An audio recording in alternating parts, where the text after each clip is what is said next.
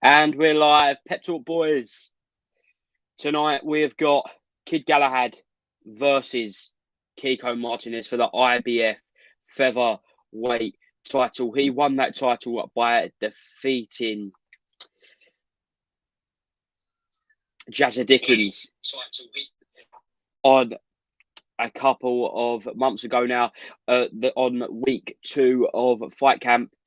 And now he's back home in Sheffield. First title defence against Kiko Martinez, seasoned veteran now, Kiko Martinez. We see him get that controversial loss against Alpha Barrett in recent times. He's gone out to Spain, got himself a win, and now he's back in contention, and he's got a big shot tonight. At the minute, we've got Dom Hunt versus James Flint. Dom Hunt looks to be getting the better of this central area title fight, but I've just recently turned it on. From the next fight, we will be taking full coverage, and that is Dante Dixon versus Jordan Bukori. Then we've got Chris Billam-Smith making his first defence of his European Cruiserweight title against Dylan Bragon. And then we have got Terry Harper versus Baumgardner. And then it is the big one, Kid Galahad versus Kiko Martinez. Make sure you like, share, and subscribe. Pep Talk boys. Jay will be joining us very shortly, and we're going to be in for a great night of boxing on the Zone. If you haven't got the Zone, or if you just want a bit of conversation, make sure you enter the chat, get involved. And we've got Benji here. Evening, Benji. Yes, Pep Talk boys. I'm sure you're enjoying this one. Central Area title fight, Benji. We have got Alan Gill. Evening all. Ready Young. Hi, everyone. Keep the comments coming in, people. We're back with a live watch-along. See Ryan Rose in the corner there of James Flint, just looking ahead of this one. It's a 10-rounder. I think we're heading into the final round. But all round, a solid night in Sheffield. I'll go through the results on before the bell. We got William Corley. I managed to catch that one. He had a superb debut against Stephen Jackson. William Corley trained by Ben Davison, but Ben Davison's out in the States with Devin Haney training for that Jojo Diaz fight. So he was joined by Barry Smith in the corner, who works alongside Ben Davison in that NTK gym. Khalid Ayub got the win over Stenko Jermalik. And we had Stevie Levy, who is Dave Allen's prodigy. She managed by Dave Allen. She got the win. She was absolutely loving it. And then we've got Raymond Chapman. He also got the win over Kopinska. And then that takes us all the way to where we are now. Alan Gill. Did anyone see the guy... to see the corner for the Corley fight? Fantastic moustache, looked like the Monopoly guy. I think that might have been Barry Smith. I don't know if he's doing a Movember thing or anything like that, but yeah, he's a good guy, really good trainer as well, and works hard with all those guys in the MTK gym. But that Corley looks like he could be a massive prospect, because he was pretty much punch perfect. And Darren Barker was saying it on the broadcast, as far as debuts go, you can't really get too much better. Michelle Clark, hi, looking forward to the fights tonight. Let us know, what's your prediction? Kid Galahad versus Kiko Martinez. Is Kid Galahad the best British featherweight? We've got Lee Wood, we've got Josh Warrington, we've got Michael Conlon. You can even stick Jordan Gill in there. And obviously you've got Kid Galahad. It's a fantastic division, not just domestically, but obviously around the world. There's some fantastic champions, but we see that, look, we saw the Lee Wood Kanzu fight. Fantastic performance from Lee Wood to win the WBA regular title. We don't know what's going on with the WBA Super, because Leo Santa Cruz hasn't been there, hasn't fought there for a while. But DAZN and Matchroom have just won the purse bids to put on Lee Wood versus Michael Conlon, which will be an absolute fantastic fight. Who will win that? It's such a close call. Let us know in the comments. Who do you think will win that? And Kid Galahad versus Josh Warrington. I'm sure we'll have this debate later when Jay joins. He believes Kid Galahad beat Josh Warrington. I believe Galahad. I believe Warrington won that fight. It was a very close fight in Leeds, but yeah, for me, Warrington done enough to take that title back home with him. That night in, I think it was June 2019. Michelle Clark, Galahad went for the win tonight. For my money, Galahad has grown into a seasoned champion now. Obviously, it's only his first defence tonight, but his performances at the top level have shown he is so difficult to beat. Come from that wing bank style with Ingle in his gym, in his corner. And the last champion of Brendan Ingle, by the way. And we just see the end of this one, James Flint versus Dom Hunt. It looks like Hunt has got the Central Area title, but we'll come back to that when we get the decision. But just going back to Kid Galahad, tremendous career. I think he's turned a lot of people's opinions around because a lot of people weren't a fan of Kid Galahad. I can't say I was the biggest myself, I'll be honest. But he's really won me over. I think his spirit, I've seen more interviews. He's becoming more engaging in interviews. He's being a bit edgy and he's changed his style. He's a lot more exciting now. And we saw that against Jazza Dickens. It weren't just the tie-up, slick move, which obviously caused Josh Warrington problems because Warrington had been used to the Selbys, the Framptons, who'd come in and really just give it to him where he could stand toe-to-toe. And they were moving targets, but it was easier for Warrington to hit. And that's why he struggled. It weren't a great fight between Galahad and Warrington in Leeds that night. But, yeah, here we go. We'll just go to the decision of Flint Hunt, get the official scorecards, go to David Diamante.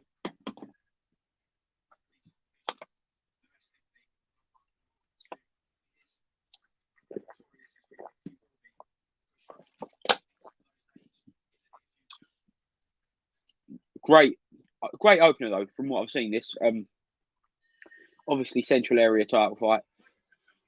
These area title fights can sometimes be the best. Best little wars, really. I really enjoy it. It wasn't a war tonight, but certainly looks like it. Here we go. 98 to 93. Central Area welterweight title. Dom, the Hurricane, Hunt. There we go. He's got the decision. And by the looks of it, that was the right decision there. The welterweight division, though, can he move on to that domestic scene? Obviously, we've got Echo Esserman, who is the current British champion. That'd be it. Echo Esserman's a big talent, really big talent. We see him beat Chris Jenkins for that title. And Chris Jenkins, no mug himself. So I think this could be a really interesting division. We see, obviously, I know he's not British, but Alicia, he wants to move it up. We know we've got Conor Benn. It's very, very interesting. I know Josh Kelly's moved up to light middle now, so we haven't got him in the welterweight division. But let's just get the rankings up now of the British. We'll go to BoxRec British welterweight rankings, and we'll see. We'll have a little look. So at the minute, he was 25th, but obviously Michael Mccann. How can I forget about that? Him, Michael Mccann. He obviously got that fantastic win over Chris Congo, and then he got signed with Madroom. Then you still got Chris Congo in there. You got Lewis Crocker. Great talent. Crocker is on the MTK show. Has been getting out. I think did he fight? Yes, he fought last weekend. I thought that was the case. And you've also, even though like Harry Scarf, you've still got, as I say, Chris Jenkins, having a look around there, Liam Taylor, Danny Ball. It could be interesting. There we go. Kid Galahad coming into the arena there. We see that. And then Kiko Martinez. Kiko Martinez, I still think, is only like 35 years old, which is amazing, really, because he's been around for so long. We'll have a look. He's had 10 losses now. Kiko Martinez. He's 42, 10 and 2 probably one of the best fighters ever to come out of Spain. As I say, he's only 35 years old, though, and he made his debut in 2004. Since then, he's obviously been a world champion. Last time out, he got the decision over Jairo Duran in Spain on a Matchroom Spain show. And then he had the controversial loss over Zelfa Barrett. I think Zelfa wanted that rematch, but Zelfa's in a great fight himself on the 18th of December against Bruno Tarimo, and that's an eliminator for the super IBF super feather. Super feather, yeah. So then we got then we have Noe Martinez Raygoza. That was before, got the stoppage there. He went 5 rounds with Gary Russell Jr. in recent times, but we just having a quick look. Obviously, Josh Warrington, another name. That's their common opponent, Josh Warrington. Both lost to Josh. Leah Santa Cruz. What a great, tremendous resume there. Scott Quigg, Carl Frampton. Obviously, Carl Frampton twice got knocked out by Carl, didn't he? And to come back, and he got knocked out by Carl Frampton 8 years ago, 2013. It's now 2021, and he's headlining shows, challenging for a world title, challenging to get his hands on that featherweight IBF title tonight. See Tony Bellew there, sporting a nice little moustache for November. He usually gets it done. And also Lee Wood on the panel tonight with Laura Woods. Lee Wood, see what he thinks, because Galahad had some mixed words, didn't he? Saying, I am the only champion, because obviously, do you class Lee Wood as a world champion, as he's the regular WBA champion? It's very crazy. And obviously, people weren't classing Gervonta Davis as the super lightweight champion because Josh Taylor was the undisputed when he won the WBA regular title earlier this year. But the WBA super title is held by Leo Santa Cruz, who hasn't fought at featherweight for a very, very long time. And a lot of people think that he should be stripped of that title, but brought in as a champion in recess. And then Lee Wood should subsequently get elevated to that super champion status. But at the minute, he still remains a regular champion. But absolutely fantastic. Ever since his link up with Ben Davison, it's very, very good. It's a very, very, very good link up between Lee Wood and Ben Davison. But we shall see now. Dante Dixon versus Bukori there. Super featherweight contest. And we'll get that up there. 1 second, just going to try and sort out my camera quality a bit.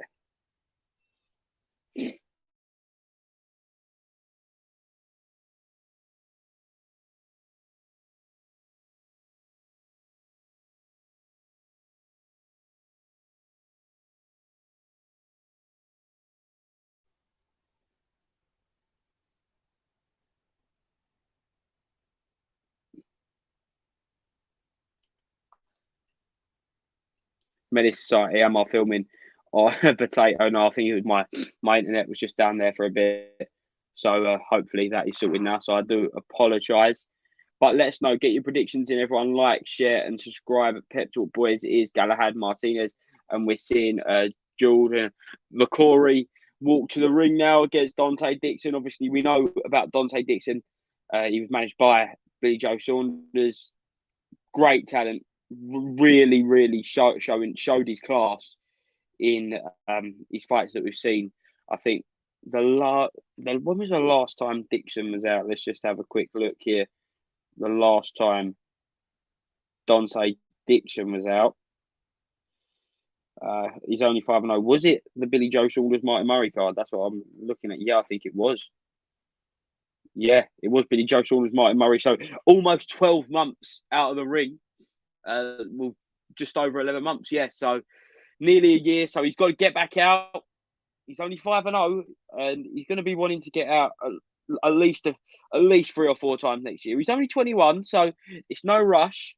It is no rush, but as I say, you need to be moving fast. We see like prospects like William Corley.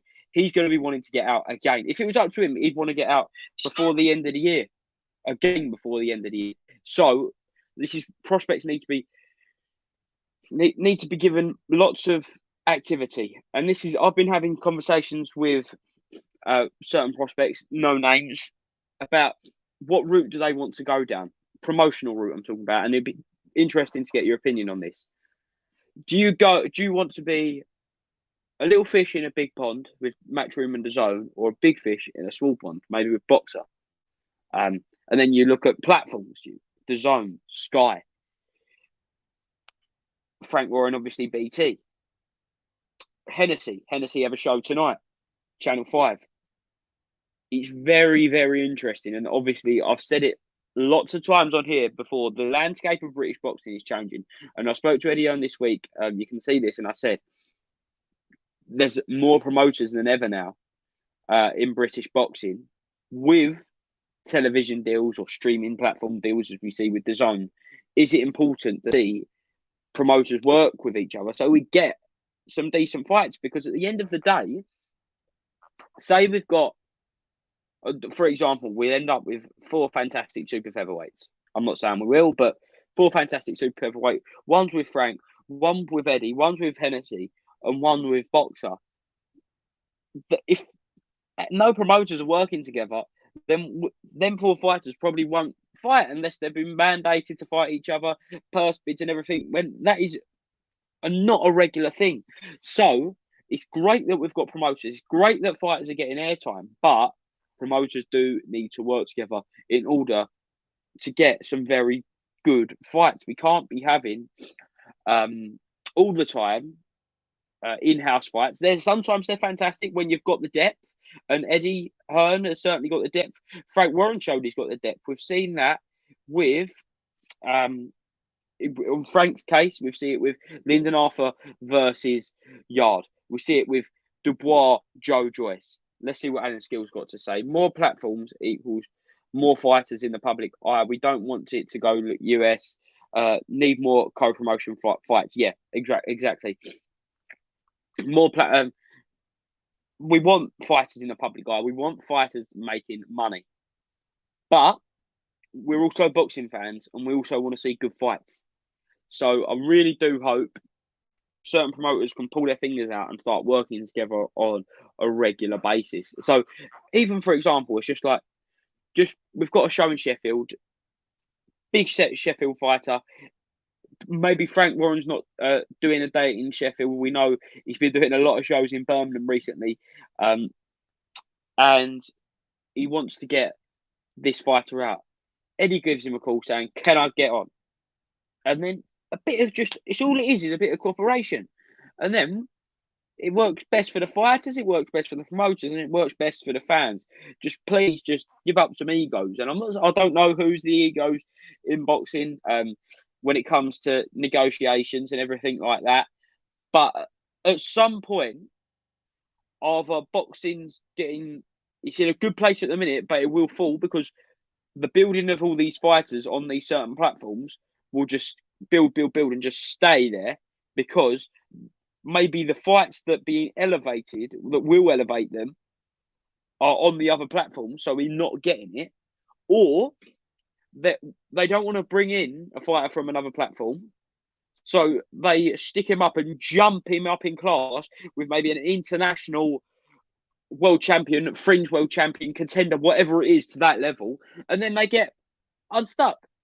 It's about progression, and we need good domestic fights for progression.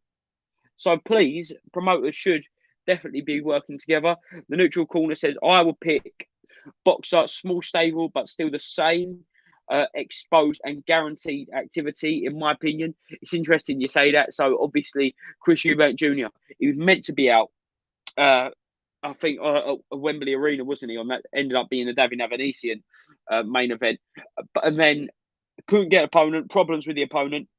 2 weeks later, he ended up being out in Newcastle, or 2 or 3 weeks later. And then we're seeing him get another fight before the end of the year, not just any fight, a big fight. with Liam Williams. Liam Williams, I'm not sure what his contract situation was. I don't know if he was still contracted to Frank. I know he fought on the zone, but that was purse bids for Andrade. But if that was the case and they managed to sort it out with Frank, then that's a good sign for British boxing. But I'm just going to head over to round 1 of 8 for Dante Dixon versus Geordie Bukori. And Bukori's coming out aggressive, but Dante Dixon, he's tightening up a bit quite well, dropping that left hand, the southpaw, Dante Dixon, and looks for the counter. Steadied off a bit now. Good counter, right hand from Bukori though. Just pushes Dixon ever slightly. So back. Prince Teddy just joined. How are you? Yeah, all good. Thanks, Teddy. Long time no speak on here. Haven't been on for a couple of weeks with the Watchalong. Jay's been doing it. Been doing a great job, might add. But yeah, very good. Looking forward to a decent night of boxing tonight.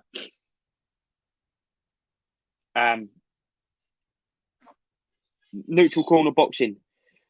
Someone at Probellum doing co-promotions with the Sonny Edwards show out in Dubai.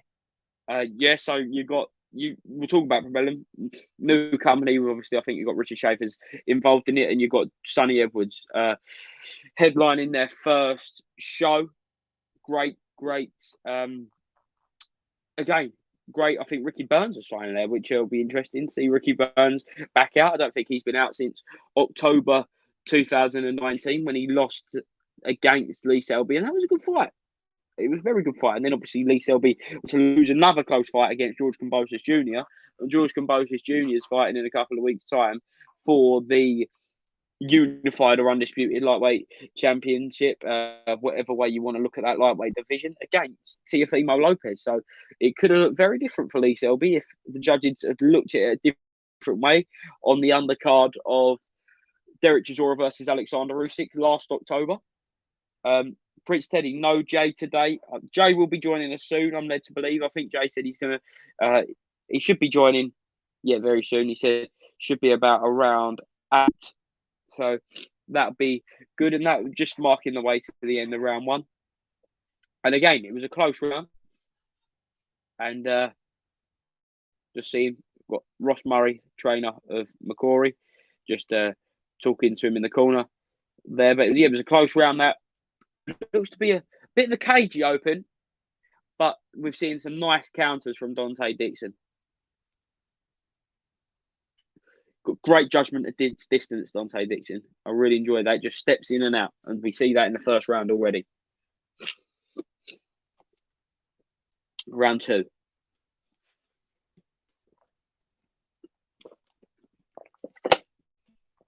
Let's see. We've got Alan Skill. Thing in with Matchroom is with Matchroom, it has gone more global. So now with the zone link up progression wise, you would get more international fights. We need that for British fighters. Conor Benn could prove this. I completely agree, but I'm just going to play devil's advocate.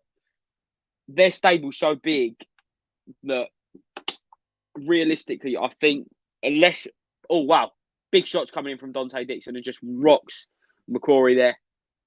Come back to that, Alan Skill. Just rocks momentarily. Just wobbles Bukori there, holds on, comes in with a couple of left hands at close range, holds on for a nice jab. Now Bukori holding on. But as you say, great that fighters are getting international fights. We're seeing Campbell Hatton getting a fight out in Spain. The Eddie Hearn version of a small hall show, if you like. Oh, wow. Oh, big left hand from Dante Dixon. Bukori swinging and missing. Oh, fantastic upper body movement. Just moving. He cannot land a shot, Dante Dixon. This is punch perfect at the minute. Class.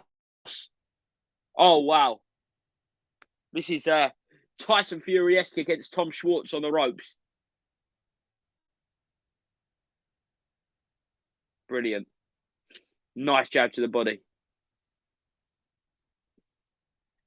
Be interesting to see the chin of Bukori here. Oh, a lovely looping left hand from Dante Dixon. Then tucks in a nice left to the body. Stand off to each other now. Nice jab, looping jab, then big left hand. Oh, as Bukori comes in, he lands a body shot, but a good solid right hand from Bukori there. Oh, flush on the chin of Dixon. Nice jab, popping that jab, Dixon.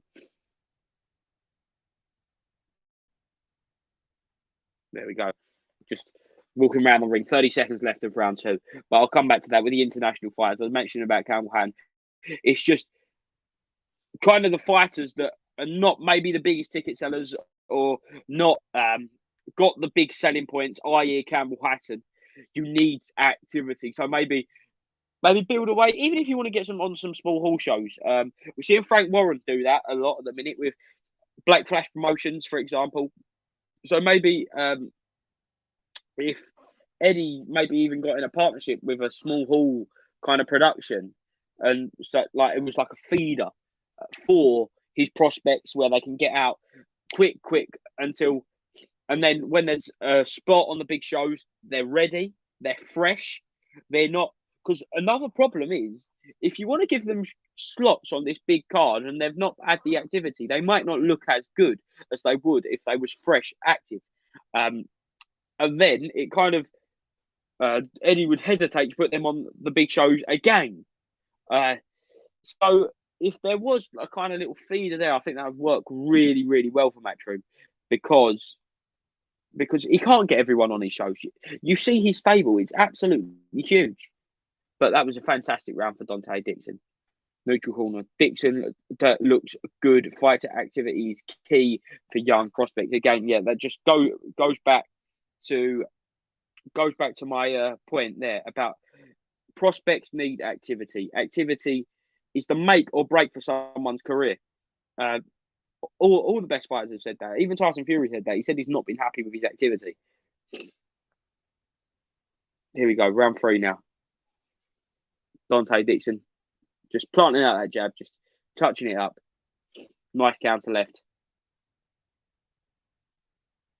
Be interesting to see how fast Dante Dixon moves in this division as well, super featherweight division, because it is stacked domestically. You've got the likes of Zelfa Barrett, Joe Cordina, Archie Sharp.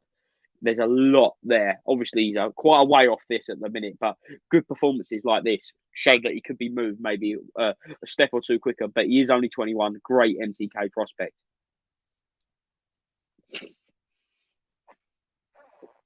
Bit of a cagey opening to the 3rd round. Nice left hand there from Dante Dixon. Just loops that left hand in on the way into a little clinch there. Matt Smith, evening, Joe. Good evening, Matt. Bukori comes in for the long jab, but stumbles him, leaving him open to a nice little just right hand from Dante Dixon. Holds on to the body. Little slip there. Loss of balance from Bukori. Doesn't touch down. Oh, a nice jab. Eats a jab. I think Bukori might be hurt. He's a bit apprehensive. He weren't apprehensive in the 1st round. He was coming in, wasn't he? But there, fantastic judgment at distance there. Just a step back, just missed that long jab there.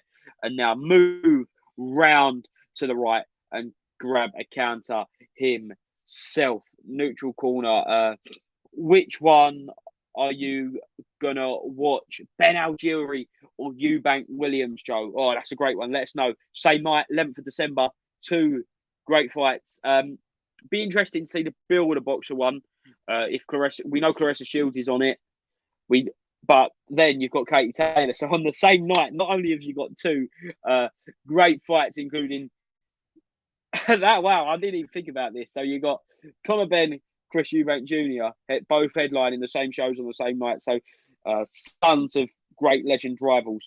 And then on the undercard, you've probably got the 2 greatest women of boxing, Claressa Shields and Katie Taylor. So 2 great cards there. I've got to say, as a fight, my pick is obviously Chris Eubank Jr. against Liam Williams. I think that's a really interesting fight, and I really don't know which way it's going to go. I really don't. I can make an argument for both. I can see how Chris Eubank can just break down Liam Williams. He could just use that jab that he has used well in the past. He hasn't done it as much recently, but obviously more time under Roy Jones, more time to develop. But I think, is he 32 now? Chris Eubank Jr., Liam Williams, another great opportunity. And I do put my hands up and say, well done, Sky, for not putting this on pay-per-view, because there was rumour that it was on pay-per-view and that would have got a lot of backlash. So it's great that that's on Sky Sports Boxing for me. Prince Teddy, I'm excited to see Shabazz Massoud on the MTK event tonight. Shabazz Massoud, wow, he is a phenomenal talent. Again, in that Ben Davison stable, that is a tremendous stable. You see that William Corley make his debut today. Shabazz Massoud. Who else you got? You have got, obviously, Josh Taylor, the undisputed champion. Lee Wood, McGregor. A brilliant stable of fighters. Neutral corner, Prince Teddy, same here. Neutral corner, someone like Vidal Riley, who just signed with Boxer and needs activity, which he wasn't getting with Mayweather Promotions. That's why he made the switch to Sky and Boxer. Agreed. Vidal Riley, he showed that he's a great talent, but again, he's kind of got that level of fame where he got involved in the whole YouTube training of KSI.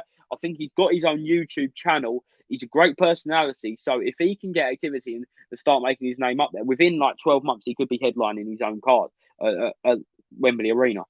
I've no doubts about that. It's like Tommy Fury. He can headline his own card. It's just the level of opponents. Do you want to put that type of show on?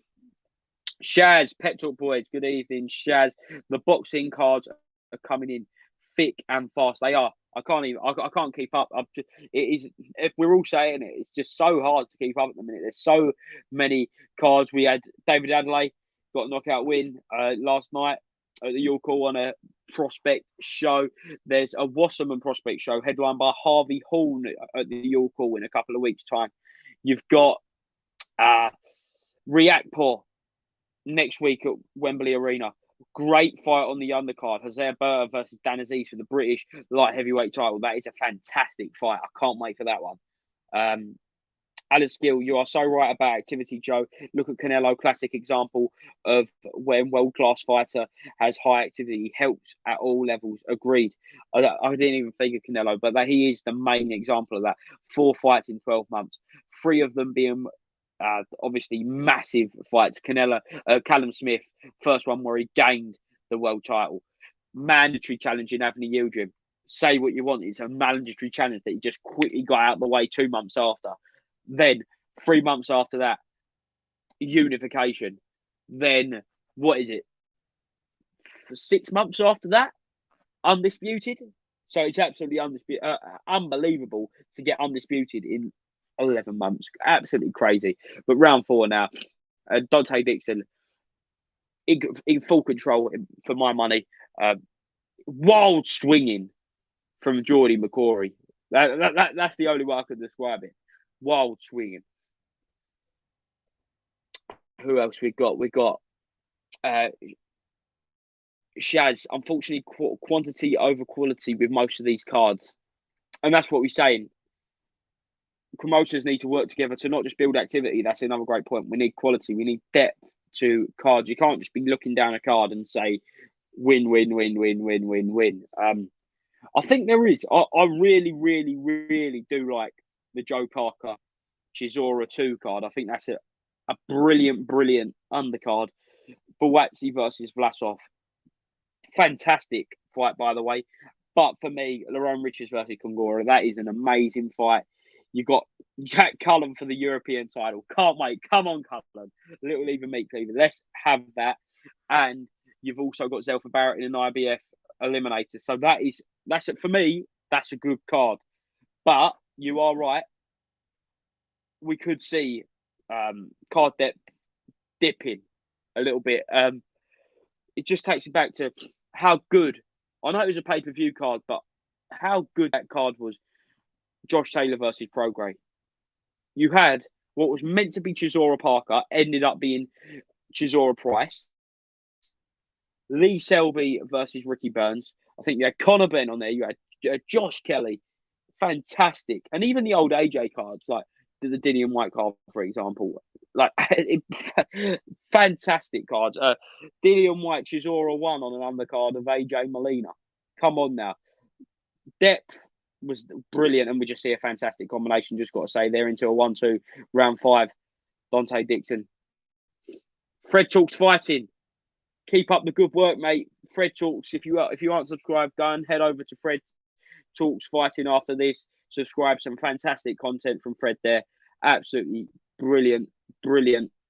Keep it up, Fred. Love it. Love to see more youngsters like myself getting involved in the game. Prince Teddy, to be fair, Vidal was getting a lot of opportunities with Mayweather Promotions. He just had a lot of issues with injuries. That's why he wants to be UK based. I think with Vidal, it was a strange one because he was obviously liked by Mayweather Promotions because he, in a short space of time, he got a few fights, didn't he? But I think it was a mix with the YouTube stuff. I think it was a mix with injuries. And obviously the pandemic, another big thing, getting over to the States wasn't as easy as it used to be.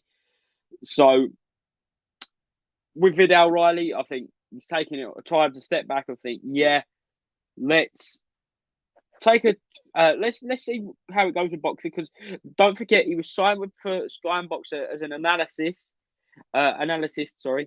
before he was signed as a boxer. So he's shown that he's probably been inside and likes the look of it, likes the feel. I was speaking to Mark Tibbs. He was really impressed by the production quality of Boxer's show, their first one, when Harvey Horn was out on the David Avanesian card, which was meant to be the Chris Eubank card. Really impressed. He said he was really impressed. So that's all big shot that snaps the head back of Bukori there, round 5. Holding on. Minute left. Dante Dixon looks class, by the way. Really good. Oh, 1-2, in and out work. Just dipping now. Could he end it here? Kind of regained his balance. His legs were gone from under his feet, but yeah. Got him back now. Neutral corner. Ben Gibson come all the way from the US just to be Shabazz corner. That is, again, Shabazz obviously, I know he's very close to Shabazz, and he said he's the best prospect in boxing. So it's that I can't wait to see his career play out. Riatpur, Dubois, Marku, Azim brothers, and more. Yeah, that's the card next week. To a certain level, because I think they've actually did they market that as not a next gen card, but their own version of that. Because if they did, that's a good version of that. Obviously, Riatpur. But for me, as I said before, I think the main event there is Jose Burton versus Dan Aziz. I think that's a brilliant fight. Caroline Dubois making her pro debut. We'll have a word on Caroline Dubois then. Brilliant, fantastic. Cannot wait to see how her career progresses. Steffi Ball there, just being interviewed. Florian Marku, obviously, we see that contractual thing there going on. It was a non-exclusive deal to Boxer. Boxer still have one fight left on their contract with Florian Marku. So we see Florian Marku back from the Boxer card. So that was interesting there. A lot of people didn't see that coming, including myself. Yeah, and he's going to go straight back after the fight. Again, referring to Shabazz Massoud. The belief in Shabazz, that is it. The belief. I cannot wait to see his career unfold. Really cannot. Just going to have a look now. But Dante Dixon versus Geordie Bukori heading into round 6. Dante Dixon looking tremendous.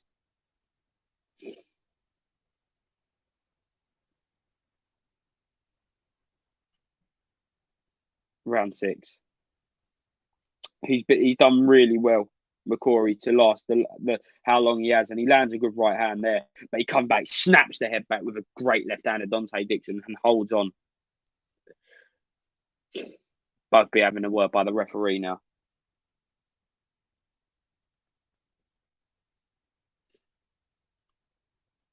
I think after this performance, Dante Dixon could be a man in demand, because I'm really liking the look of him. He comes into the body, and he takes it down. Geordie Bukori has just gone down after a beautiful body shot. Has Dante Dixon broken Bukori? Been in with some great fighters, Dixon. Zelfa Barrett, Archie Sharp. Oh, big left hook in the corner. Oh, another left hook there. Bukori holds on. Ref breaks it up straight away.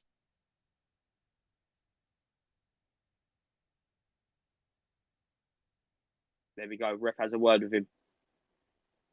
Oh, and he's taken away a point for holding, I think. Kind of helped him out, maybe, though, because he might not get knocked out in this particular moment now. Oh, big left hook, though. He's still Dante doing well.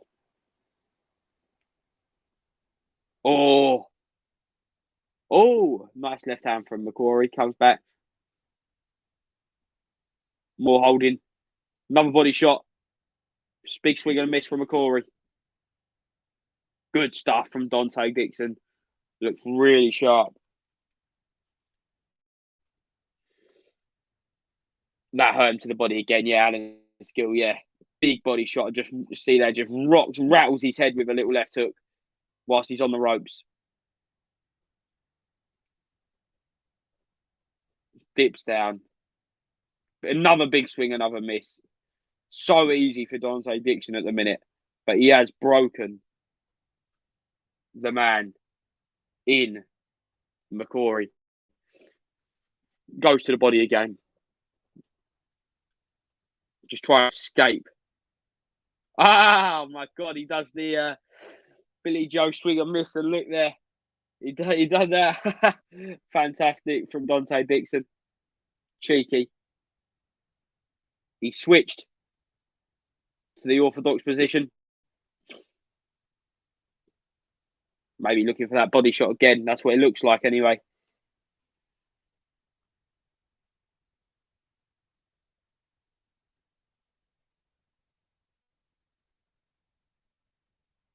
Oh, good 1-2. Counter 1-2 from Dante Dixon. Really nice stuff. Really good stuff. That's the end of that round. Fantastic round, and a knockdown was scored.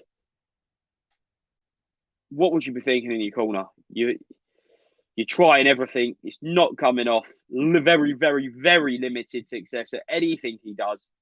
And he gets put down with a beautiful, beautiful body shot. Right body shot. Straight in the middle of that bottom complex there. And he's gone straight down. What are you thinking?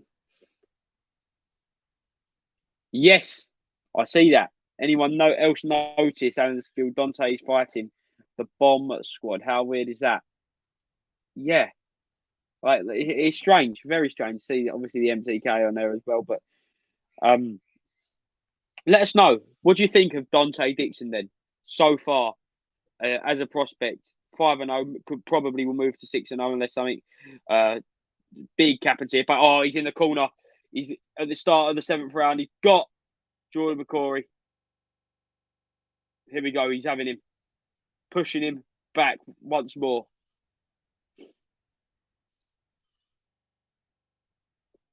Dante Dixon, black and white trunks.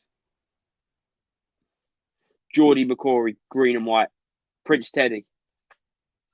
Bukori has done incredibly well to see out that round. Agreed.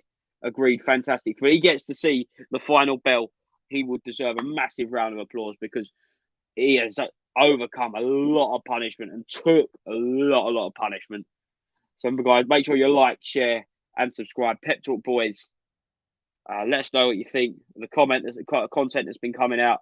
We'll always have your support, always have your feedback.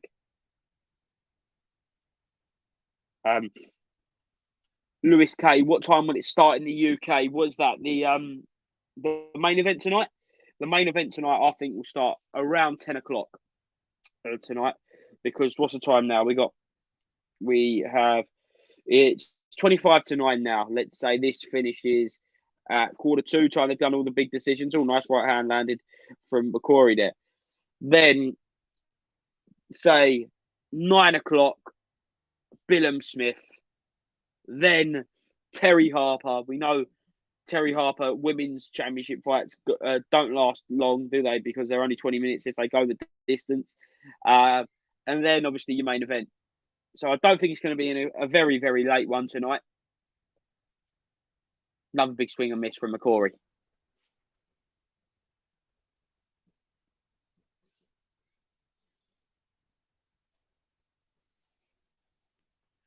Nice jab.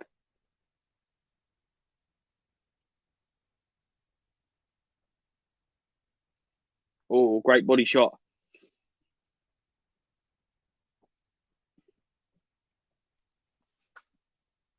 Alan's skill. Bukori still swinging for the fences. Deserves all the credit, but Dixon looks very, very good. Completely agree. He's brilliant. He really is. I'm really impressed. Seen some great talents out tonight in William Corley, Dante Dixon. And let's see what Chris Smith has to offer next. Terry Harper, her comeback after her horrible hand injury. She said she thought she may have to retire hand after hand operation. She thought she was going to have that unification with Choi earlier on this year on the undercard of Buatsi dos Santos, I believe. And then obviously the main event, Kid Galahad. I'm really looking forward to see the performance of Kid Galahad today because, as I mentioned earlier on the live, that he just goes up, Kid Galahad, in my estimations, every time now I watch him. I really, really do like Kid Galahad. Here we go. That's the end of the round. Been warned by the referee again. Not happy as he takes him back to the corner as he looks to go out for the final round.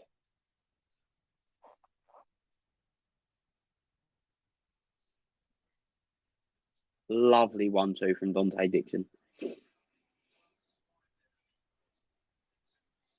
As they come together.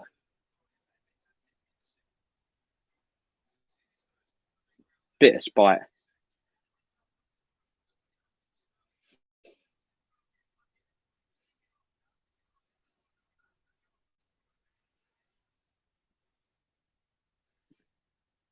There we go. Just see that there as they both come out for the final round.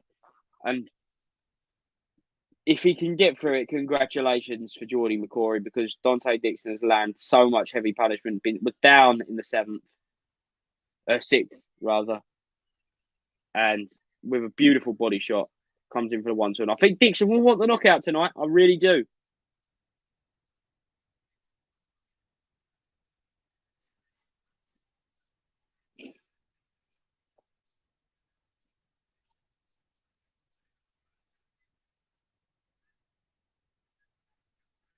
He found his range very quick, Dante Dixon, which I love, considering how long he's been out of the ring. It took him about 2 minutes, and he was just back in there. He found his rhythm, found his range, and he just landed and making Bukori miss. And I really think that's a great talent, especially considering that he's been out for nearly a year.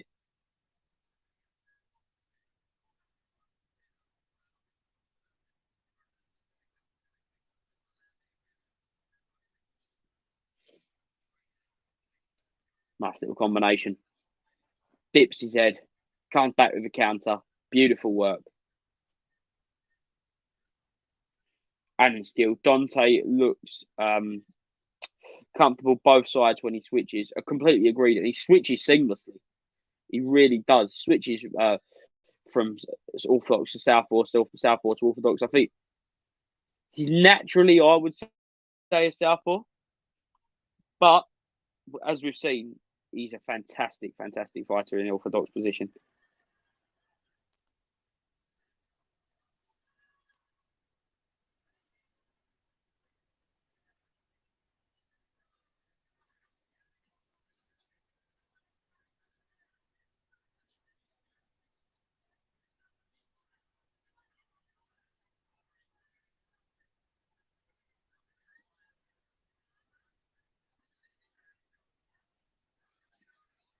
Big swing and miss there from Bukori.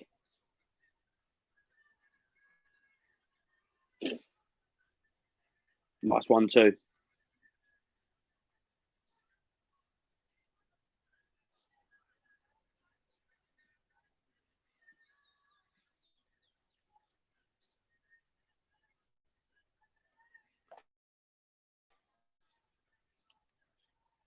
good straight left hand from Dante Dixon, then sticks ones into the body. I love that there. I just see Chris Lloyd here. He loves being off the ropes, just slipping, rolling the shots, and I think that's probably where he looks more comfortable. He's just holding on for dear life to see that final bell. Bukori, as he looked a bit out on his feet there, took a hell of a lot of punishment, and you see the final bell. That's the end of that one. Dante Dixon versus Jordy Bukori. Surely Dante Dixon has won every single round, plus the knockdown. No doubts in anyone's mind. But what a performance. Fantastic performance. Benji, Dixon looks like he can mix it up, box and fight. And then we will go to, once again, the domestic rankings. Let's see whereabouts I'd like him to go next, providing obviously he gets the decision. But he currently ranked 14th. I saw and spoke to Michael Gomez Jr., who won the Central Area title against Sufyan Ahmed, and that was a fantastic fight for 2 or 3 rounds until Gomez got the stoppage. That was really good. That'd be a great fight, actually. Dante Dixon versus Michael Gomez Jr. Even obviously, I think this is a big step up, really, really big step up. But if you look at the likes of maybe Leon Woodstock, I know he's only just fought Anthony Kakachi, but at the rate that Dante Dixon moves at, it could be only 2 or 3 fights until he fights a Leon Woodstock. I think that'd be a really good style for Dante Dixon. We'll have a keep on looking down.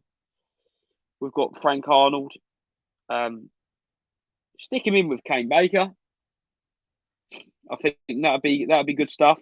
Yeah, neutral corner just said that as I sat there. Get Kane Baker in.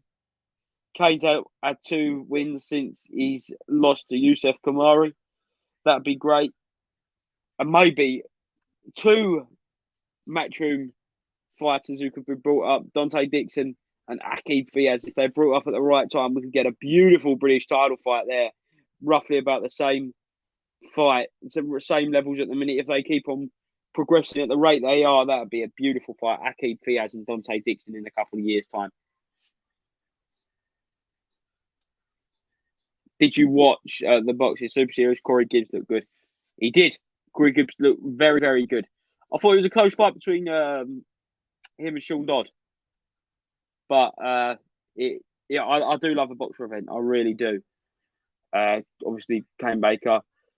Woodstock is always in good fights. That would be cracking. He is, isn't he? And that's what I say about Styles. Styles make fights. But Dante Dixon at the minute looks very, very classy. And it's important to move him at the right level. And as I've said all throughout this fight, keep going back to it. Activity. Dante is a free agent. That's interesting to know, actually. Obviously, well, I know he's with MTK. He signed with MTK. And I'm not too exactly sure why. I think he was injured, Dante Dixon, but I think they want to get him out on some MTK shows. Now, I think get him out on some MTK shows when the opportunity arises to maybe get on a boxer show or a matchroom show, take them. But for me, get as many fights as you can as soon as possible and just get your ring craft to improve it. And your ring craft at the minute is beautiful, but so it all comes with experience now. And then you go up the levels. Oh, yeah, Corey Gibbs was great, Benji. Just see the backflip there. But Chris Billum Smith next. Let us know what you think. Chris Billum Smith, Tommy McCarthy. That was the last fight out. A big fight for all the domestic trinkets on Eddie Hearn's back on the first week of fight camp. I think that was on the undercard of Lee Wood versus Kanzu. That was a great fight. That was a great night of boxing, actually. Oh, and I can't believe the performance. I'm still in shock of Lee Wood's performance there, actually. I don't actually think it has synced in.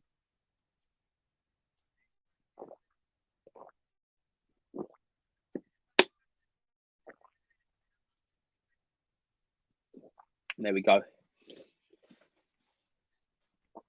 Quick break there. Let us know what you think, though, of Chris Smith, obviously now trained always been trained by Shane McGuigan, rather. They've got a real good friendship. How far can Chris Smith go? He's got the only loss on his record, which is Richard Riatball, which in itself was a very, very close fight. A lot of people had it to Smith on the undercard of Dillian Whyte versus Rivas in July of 2019. So just let us know what you think. Chris Smith, can he move up the levels to world honours? We know Lawrence Cody isn't going to be at cruiserweight forever. He said probably that fight won't happen. But at world level, you've got the likes of Makabu. You've got the likes of obviously Bradis, Dorticus, and then it's a stacked division, cruiserweight division, as it always is for me, my money. Chris Smith, where would you rank him at the minute? We'll get the rankings up. Let's have a little look here. BoxRec have him 11th in the world, so just outside that top 10. And you've got Bradis, Makabu, Machunu, Okoli, Mastanak, Celiak, Gluaki, Papin, Murhay, Vlodstick, and then Chris Smith, and he's obviously fighting Dylan Bregion tonight. He's ranked 29th by the BoxRec, number 2 in France. But let's have a look now. Gluaki, great fight. I think if you someone who's just fought at world level, been at world level, if you stick him in with a Gluaki, you can get to see where Smith's at, because obviously he was dismantled by Okoli Gluaki when he won the world title earlier this year.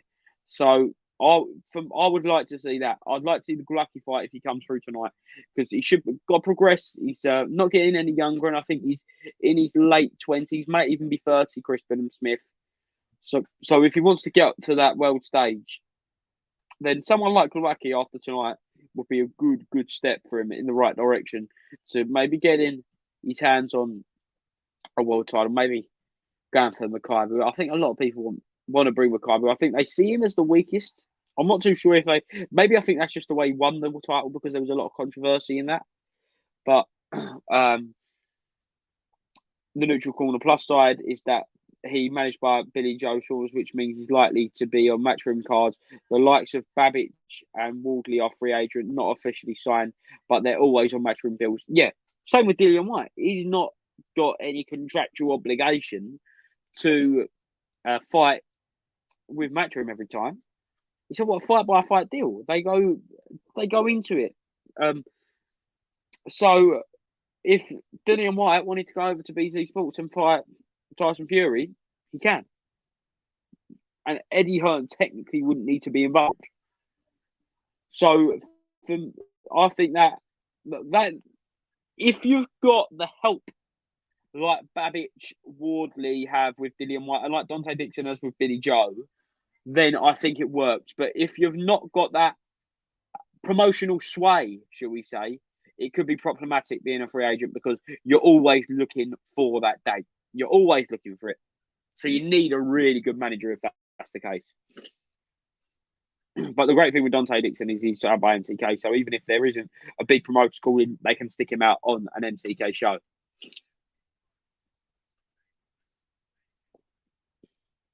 There you go, Chris Smith. He probably learns a hell of a lot from Lawrence Okoli, because Lawrence Okoli, I think, potentially could beat Bradis. Savannah Marshall injured. That's why she wasn't on the Eubank build. So with Savannah, I think it was important for her to get her out before the Big Shields fight.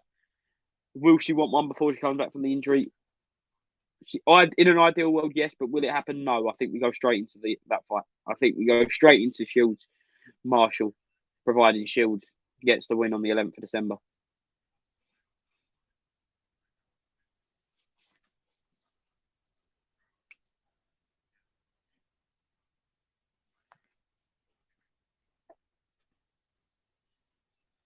Another fighter though, Chris Smith, that gets good dates, puts on good shows, and I think Eddie Hearn sees him as quite marketable. And we just see the introduction by David Diamante for Brodjian here.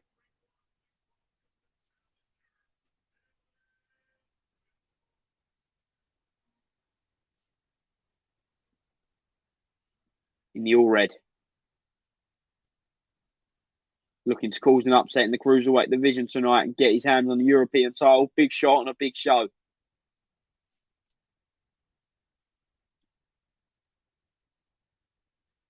(11-1-1) his record. He last was out when he lost to Fabio Turchi, and obviously on the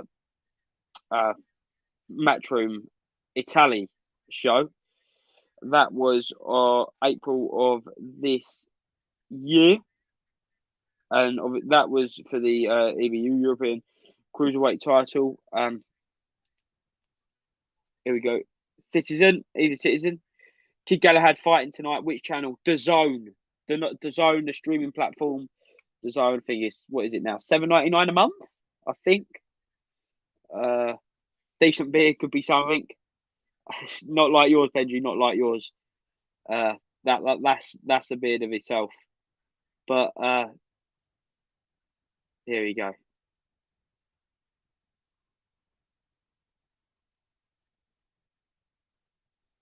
Bridgeon. All black, CBS, Crispin Smith coming out. Making his way from the changing rooms to the ring walk section there. Back in Sheffield. I think first time back in Sheffield with a crowd since... What was that? Since... Was it Brooke? I think Brooke. I'm trying to think now. Interesting though. Yeah, let's have a little look. Yes, it was. I think it was March 2019, just before the pandemic. It was Kell Brook, and you had who else did you have? You had Kid Galahad in the IBF final eliminator, and then I'll get it up here. It was Kid Galahad versus Morero, I think it was February. It was Kell Brook versus Mark DeLorca. That's it. I apologise. Mark DeLorca. You had Terry Harper versus Eva Wallstrom when she got her hands on the world title. Of course, I think that was the last Matchroom UK show before the pandemic, and the first one that got cancelled, I think, was Josh Kelly versus David Avanesian. That fight did end up happening. Did anyone else sound go on the DAZN stream? It went earlier, and I had to reboot it, but no, it hasn't gone at the minute. Not that I've noticed, anyway.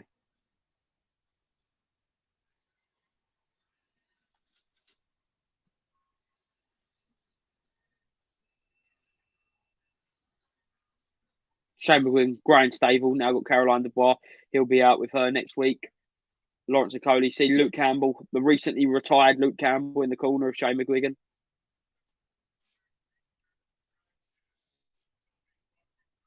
Neutral corner. Wonder who will have more viewers. Ben Algieri or Chris Eubank. Williams usually has very good undercard. So I wonder how much push Sky or DAZN. If I had to guess, I'd say Eubank versus Williams would get more views, but we know how many views Ben does. Ben does views. They're big hitters when it comes to views in the UK. I'd probably say they're Chris Eubank Jr. and Conor Benn are probably in the top 5 to 8 in fighters from Britain who bring in the most viewers. So obviously you've got Joshua, White, Fury.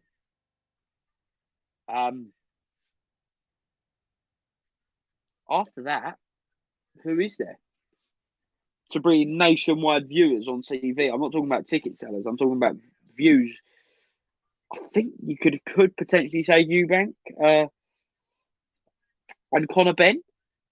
I may be missing out someone really big here, but for traction, I think they've got to be really up there, and they're going head to head. So, bit of a disaster for a boxing fan. What do you choose? Hopefully, their times are slightly differed, so we can get to see both. Benji, I think Eubank versus Williams is a better fight, to be honest. I said that. I agree. I think it's a good fight for Ben, the Algieri fight. A lot of people are disagreeing with this online, but I think the Algieri fight's a really, really good, solid step up for Ben. So, but as an actual fight, it's got to be Eubank Williams. Amir Khan still has some pull power, yeah. I'd say so. I'd say Amir Khan, but maybe Kell Brook as well. But I think Amir Khan needs like a big fight. I'd go as far to say now they're around the same level. They're in the same level, and that's what I was saying, Benji. Eubank Ben rating battle. I mentioned that earlier. Eubank Ben rating battle, and you've got the two best women in boxing rating battle on the undercard, in which Katie Taylor's on the undercard and Caressa Shields are on the undercard. So it's funny how these things come together, but it's a shame, really, that one couldn't be put on the Friday night or something. It's called Adam Azim and Hassan Azim under Shane Wigan out next week. Newly signed with Boxer. Watch out. Yeah, the Azims are looking really good. I've seen more of Adam Azim, but again, you've got to be a great fighter for Shane to take you on. Starts now. First of 12 rounds. I think Billam will want to go for the knockout tonight. Combo coming out short. They look two big cruiserweights as well, from I think.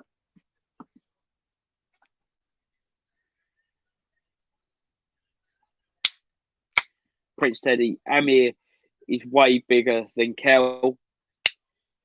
Yeah. To the average Joe, maybe, or the casual, I'd say so. But it's hard to think about, because where we're in, like in the hardcore bracket, shall we say, it's hard to think like what the outer people do think. And yeah, I think just because their names are mentioned, and that's probably why I say Kell Brook, but I'll say yeah, Amir Khan is big. I think just from the Olympics, then the big fights, obviously promoted incredibly well, got this huge Asian community behind him. Rod Bright, my sound has gone for a long time. Anyone else sound gone? My sound's good. Let us know if anyone else's sound has been down. Nice jab from William Smith.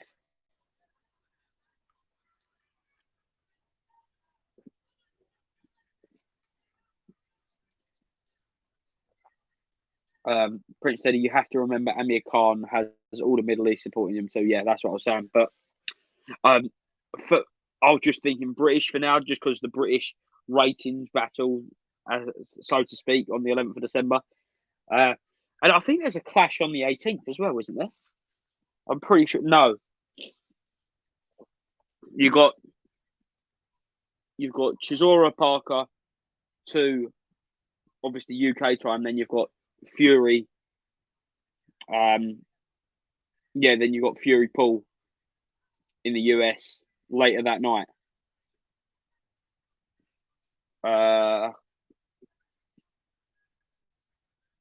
Kamedu Dukan, I hope to pronounce that correct.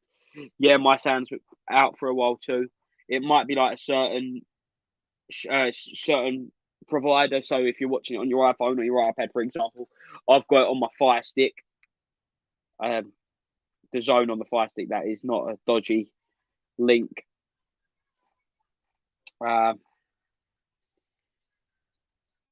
Benji, can Amir Khan be classed as an active boxer?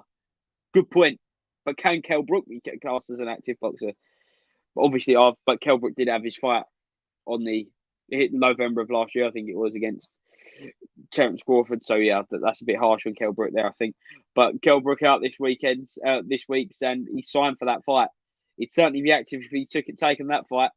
And let us know if that fight has been signed, or for what broadcaster do you think you're putting that on? Because Eddie Earn said he's not doing that. Eddie Earn categorically said that he will not be putting on that fight now.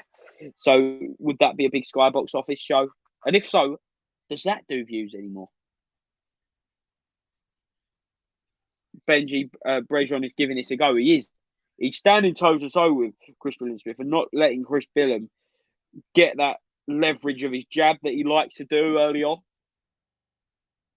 Thoughts on Amir Khan joining Crawford's camp? It's success, isn't it? And the old saying, success breeds success. I'm sure he's hoping that if he's got a big fight coming. Neutral corner, Sky Sports box office. Yeah, I did hear a rumour that ITV we could go for that fight for a box office show, ITV. So that'd be interesting as well. But I think the favourite and the front runner has to be Sky Sports.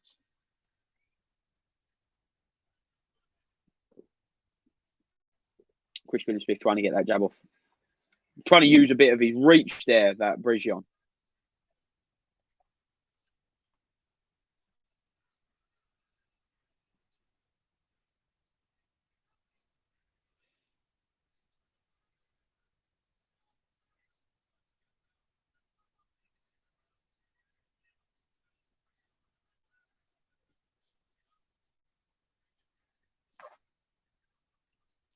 Who do you have winning the fight? Obviously, it's only the first. What are we talking about? Chris Billam-Smith in this fight now, or Amir Khan Brook? Because if it's this one, it's quite early to say after the first round. But just see a bit of in and out action there, which is doing well for Chris Billam-Smith. But if we're talking about Khan Brook, when it was meant to happen, when it should have happened 4 years ago, 5 years ago, I make no mistake about it. I think Kell Brook done him. I really did. I think Kell Brook would have got the better of him. Now I think it's really even, 50-50 fight. I'll sit on the fence. I think Amir Khan, obviously, if he still has that proper speed, can cause some serious problems. Let's see about the eyes of Kell Brook. Can he withstand that speed? Can Kell produce the power to knock out Amir? I don't know. I'm not too sure it'd be the most entertaining fight, I'll be honest. But we'll hopefully we'll see, because I still want to see it. I still really do. And I think, as I always say, it's not like one's still up here and one's down there. They're both at the same points in their career, so I have no problem with that fight whatsoever. Khan, in my opinion, neutral corner. Let us know what you think, though. Amir Khan or Kell Brook, providing it happens in, I'd say, April, May next year. But a bit of close range work here. Head-on-head action there. Just coming in. Nice little right hook coming in from Chris Billam-Smith.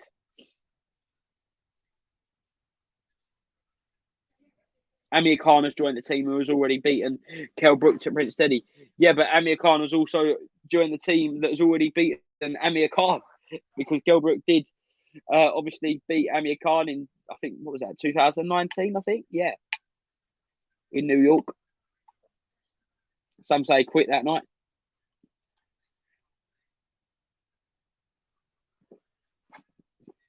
Blood coming from the ear of Brejon. Round 2.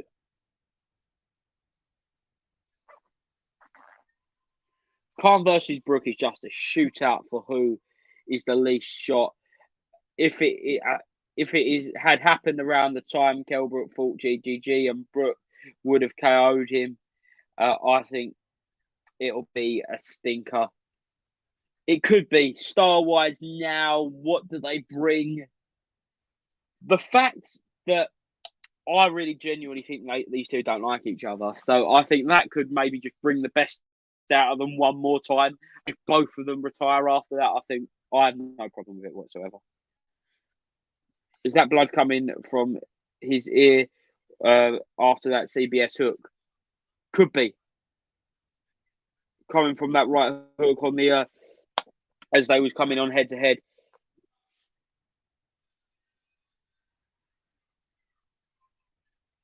Brings out a nice double jab. Just misses there. Chris Williamson at the start of round 3.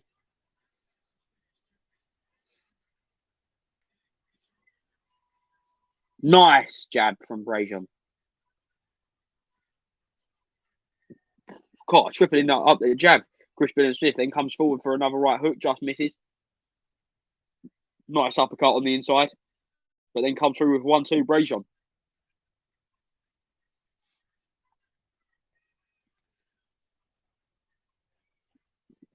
Nice body shots.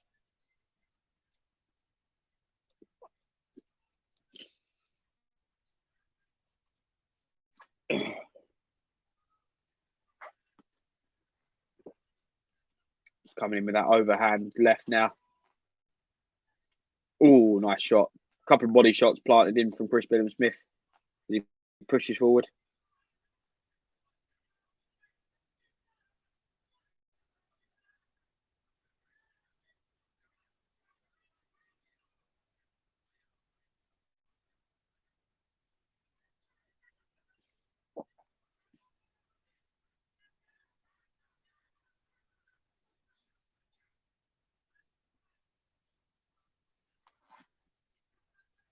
Neutral corner. Any upcoming fights under the radar? Oh, that's a good one. I'll have to have a think about that.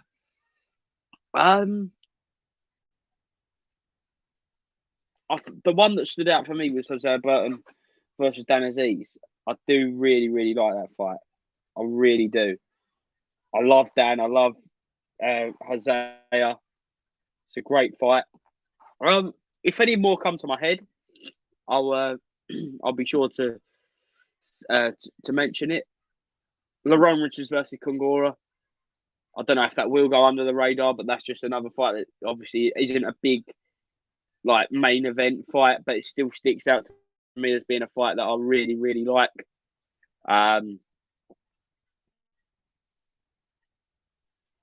Just having another think there. You've also got another fight I really do like.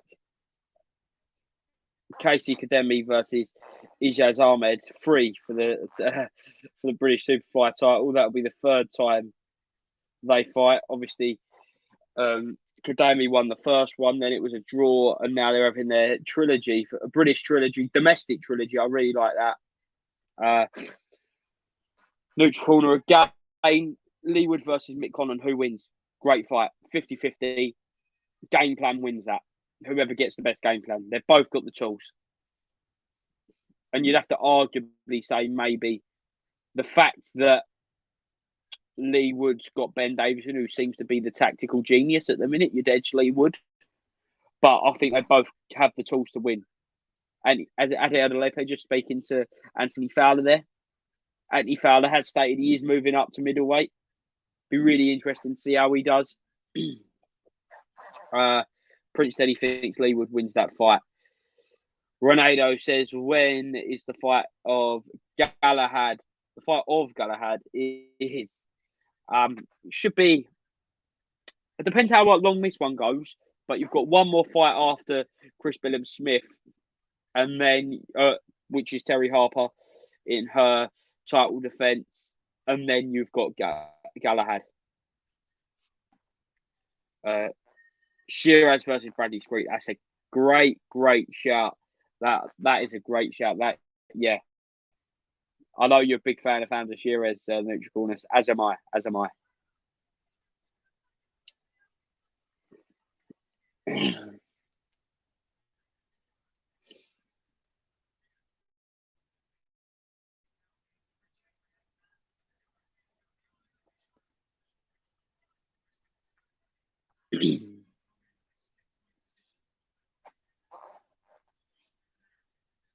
Adam Skill, Joe, if you could see any domestic fight next, who would you pick? What domestic fight would I pick next? Carl, let's go through the weight divisions. Let's have a little think. Obviously, if we're going at domestic level,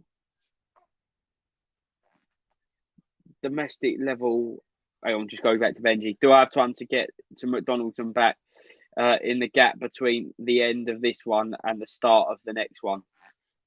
Depends how far away McDonald's is, Benji. Depends how far it is. But go back to the domestic fights.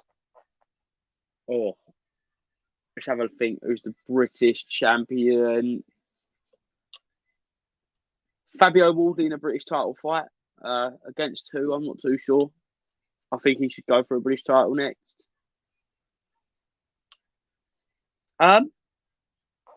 Then look at you go down level. I'd like to see Chris Williams-Smith against Riakporhe 2. I think that deserves a rematch. McGregor Farouk 2 in Hydro Arena. I think that's beyond domestic level now. I think they are two amazing talents. For me, I think that. To be fair, I think that is happening. Oh, big shot there from Brejon. I think that's happening March next year. Eddie said there's going to be a fight show in Scotland, so I think that will happen. I think that will happen. Use Uber Eats, Benji, says Prince Teddy. Just still going back to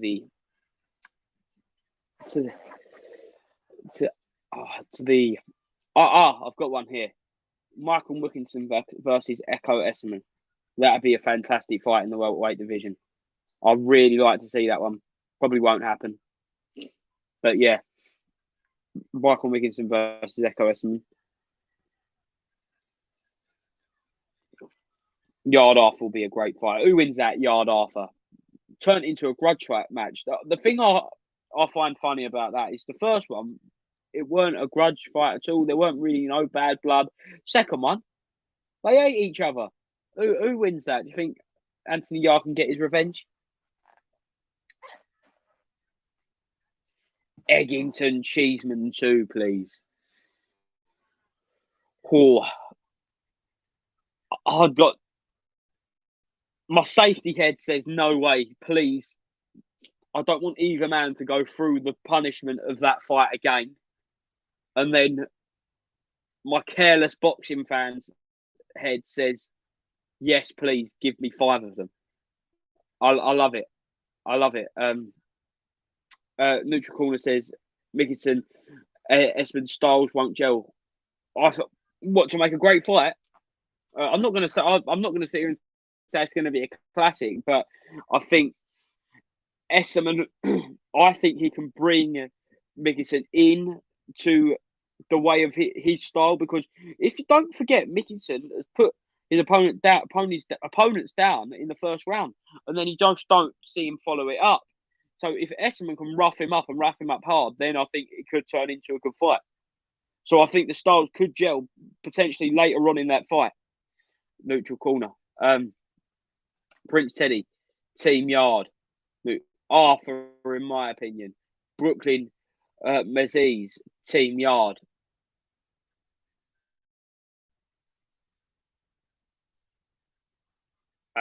Alan Skill, Joe, you approved with your fight picks. We are looking good domestically in the UK. Great picks, mate. Thank you, Alan.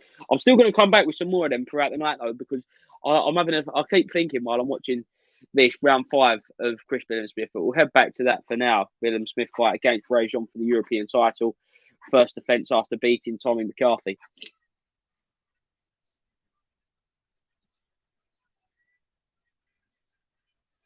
Oh, big left hand there. Nice right hooks. Really worked all fight now on the outside. Benji picks Arthur to do the double. Is there still an interest in Ben Kelly? Kelly's moved up now, that's the only thing. But I'd still love to watch it. And for me, I think Ben looks comfortable at welterweight.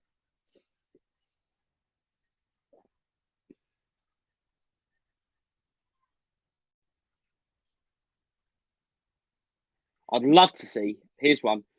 Now Josh Kelly's moved up to light middle. I'd love to see Josh Kelly versus Troy Williamson for the British title. I think that'd be a brilliant fight. Style-wise, so you've got the slick boxer of Josh Kelly, and then you got trying to rough him up, Troy Williamson. A full card of domestic dust-ups would be sick, Joe. You have to pick 10 fights on the bill. Pep Talk Promotions. Wow, yeah. I think I'd need some financial backers for that. I don't think we could put that show on. I'll tell you now. Great body shots, Chris Billam-Smith. Holding on, Rajon. Billam constantly, I think, looking at the ref to ask him to break that up. Let us know, though, what domestic picks would you like? What domestic fights in 2022 would you like to see? Lovely body shot.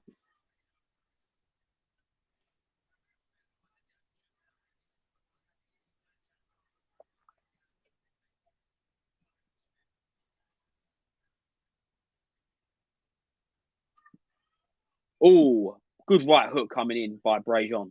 Then goes in for the uppercut. Nice body shot. Pushes Brajon back, and that's the end of that round.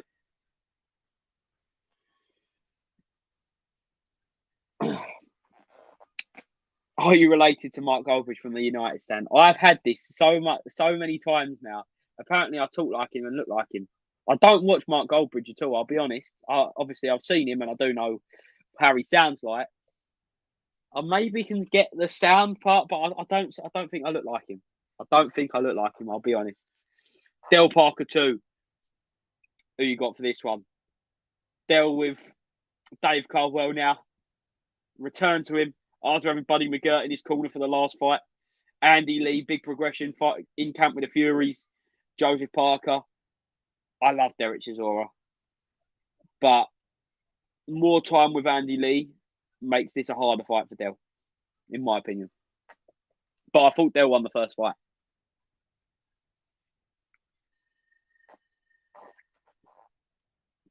Nice triple jab opening up the 6th round here. Chris Billam-Smith versus Dylan Brajon.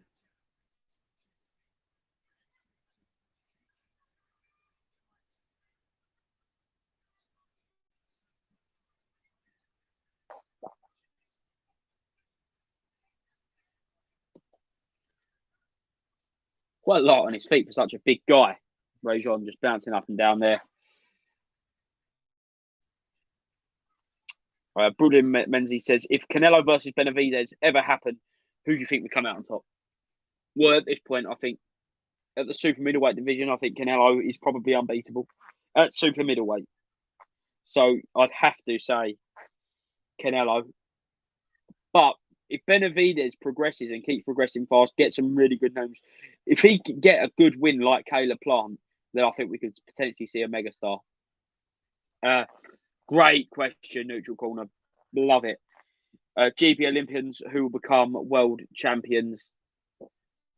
Pat McCormack.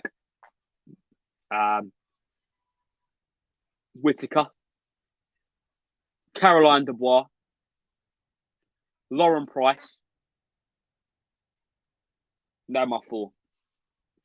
That I'd say 4. If I was to say 4, yeah. Style wise, I think they match the pros. Let us know. Do you think Fraser Clarkle could win a world title?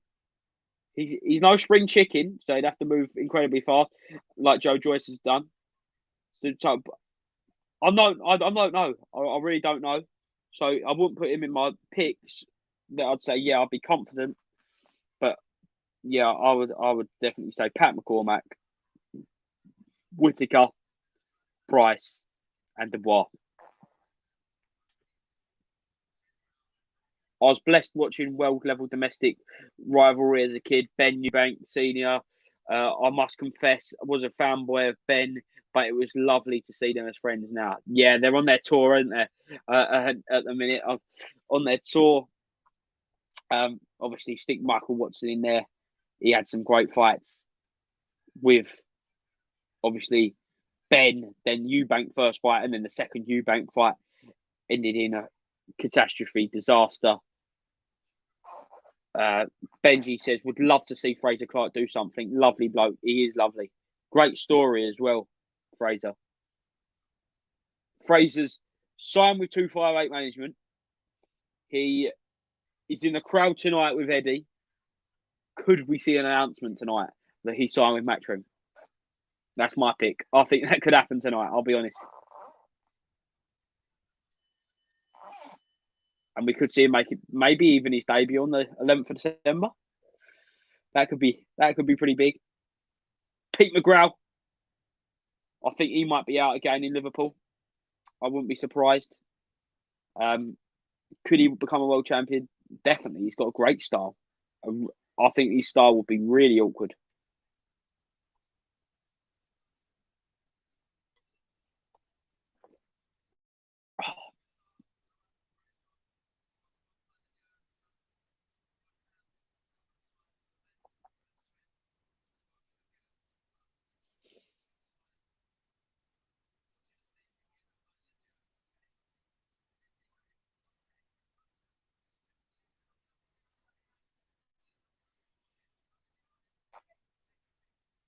I'd love to see another one.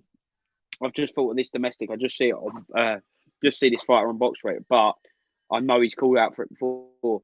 Tommy Frank, who's just had a win off the back of 2 losses. I'd love to see him fight Harvey Horn.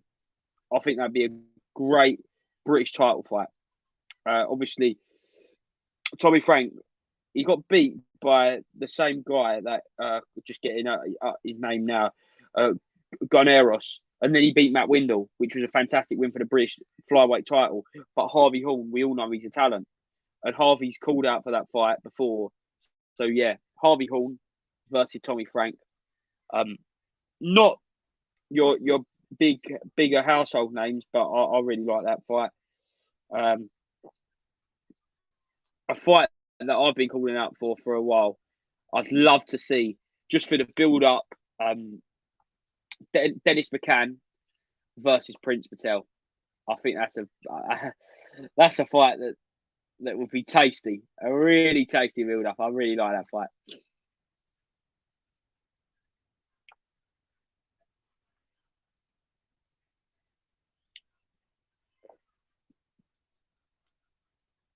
Comes in and big body shots. William Smith misses with the right hand. More body shots from William Smith.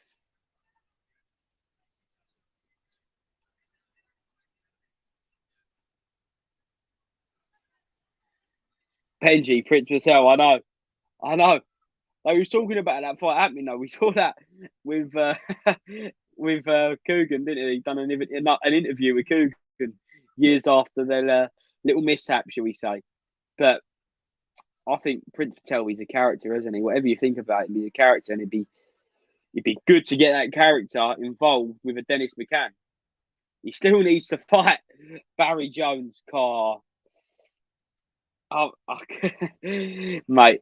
Imagine Barry Jones in his prime against Prince Patel. Barry Jones would I think he'd do it for nothing. I genuinely think he would. Right hook coming in from Brejon.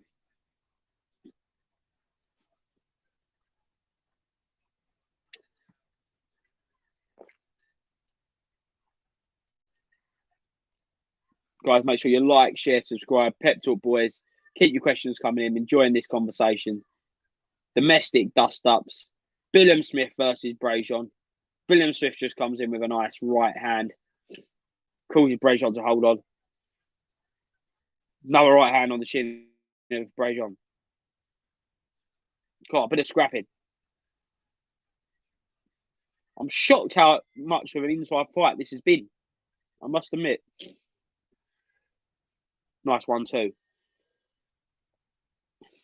End of that round.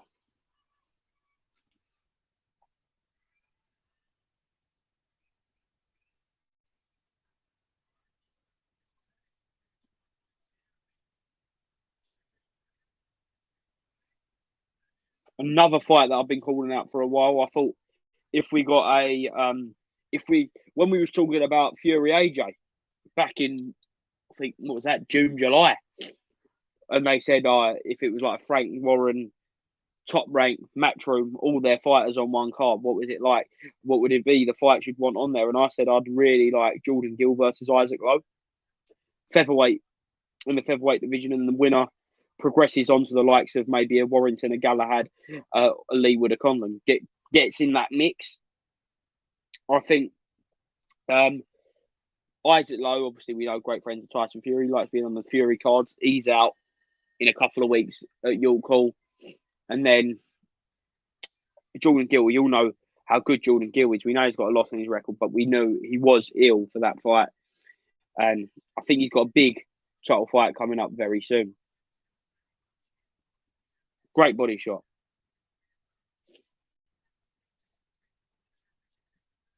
Swings and misses an uppercut, Brazion.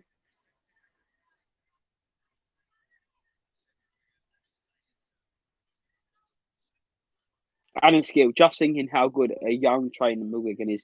So many fighters with contrasting styles gets the best out of them. Yeah.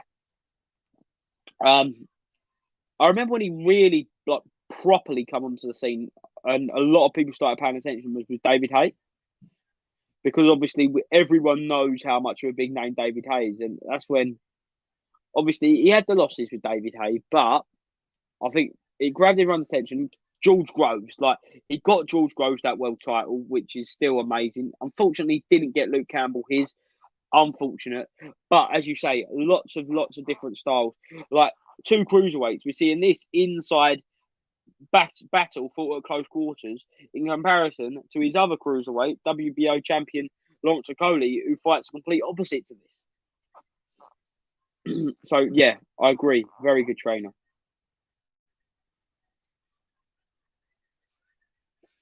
Jordan Gill versus Kareem Mcguffey on for the European title. Is that confirmed? Is it neutral corner? Is that confirmed now? I thought it was happening, but I didn't know if it was actually confirmed. I'm just going to see that here.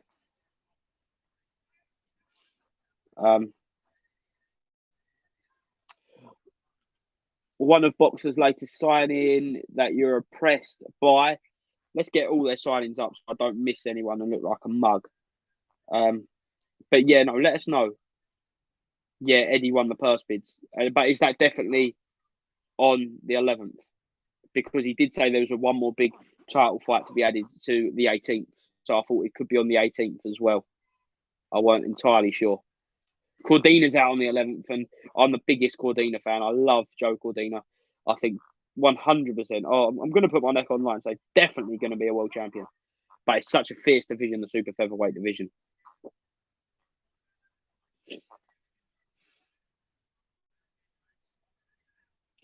I think what impressed me with the boxer,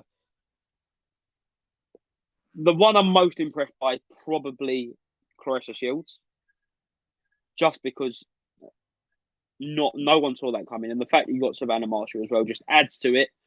Caroline Dubois shows their intentions with female boxing again coming out of the Olympics. Love that. Just carrying on, looking down, just to make sure, again, don't miss anyone.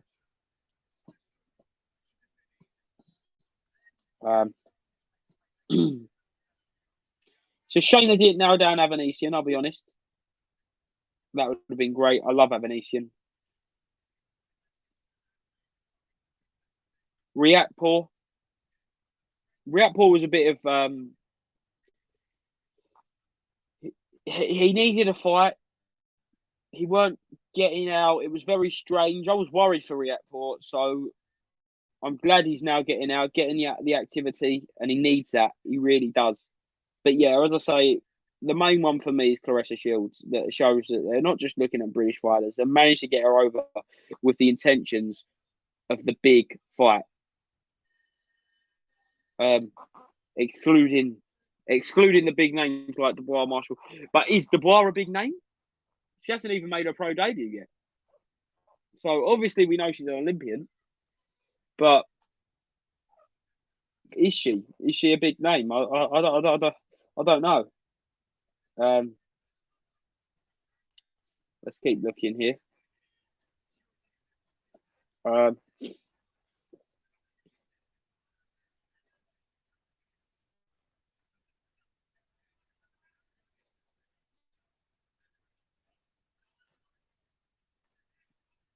Still just having a little look at boxer roster.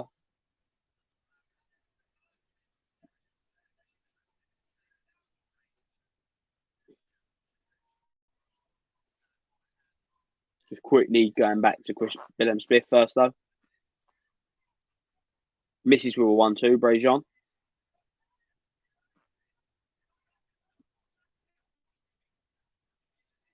Michael Lawal, good one. I see him when he beat Derek Azaze, the boxing preacher, in Sheffield. Upset the apple cart there, then got the opportunity. I like that sort of thing that happens there. So yeah, that's a good one, Michael Lawal. That's another one that's, for me, not the biggest of names, but now given an opportunity again in the cruiserweight division.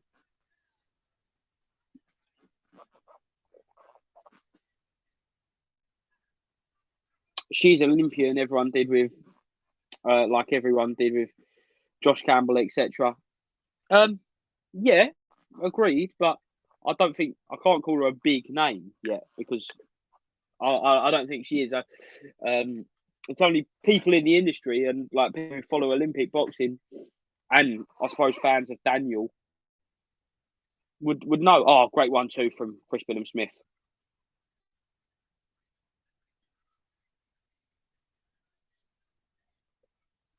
Great opponent for Chris Smith, this Brazion. Really coming for him. Nice jab.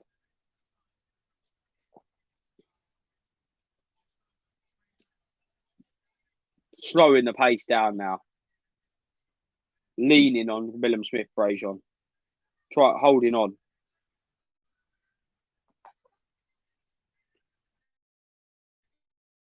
Adam Gill. Got to be nervous when Eddie wins a perf bid for one of your fighters. Bob Arum must feel like a fella who loses a bet and has to let Brad Pitt take his missus out on a date.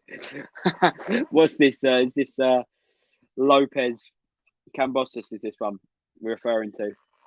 Because, yeah, but great for the zone. I think Lopez, marketed in the right way, will be a star. I think he's maybe the most. That's interesting. Who is the most marketable out of these young lightweights? Probably Ryan Garcia is probably the most marketable, I'd say, right now. And he already is. He's got the Instagram fame and everything like that. But I think Lopez, I love his personality. He's got his dad there. So I think he could be really big. Benji says, ref needs to keep an eye on Brazion. Could be too brave for his own good. The way he's coming in, I agree now. Starts and mid rounds. He's popping the jab at like on the way in, but now he is coming in with his head a bit too often. So yeah, I agree there. Yes, Lopez, mate. That's interesting because obviously you've got the Commie and Loma fight, which in fact two brilliant wins, and now you're a year out the ring and you got Kambosos Jr. Kambosos also out for a year. What do you think of that? Could we be writing off Kambosos Jr. in this fight? It's interesting. Very interesting. And he could really upset the apple cart because he's a very big personality.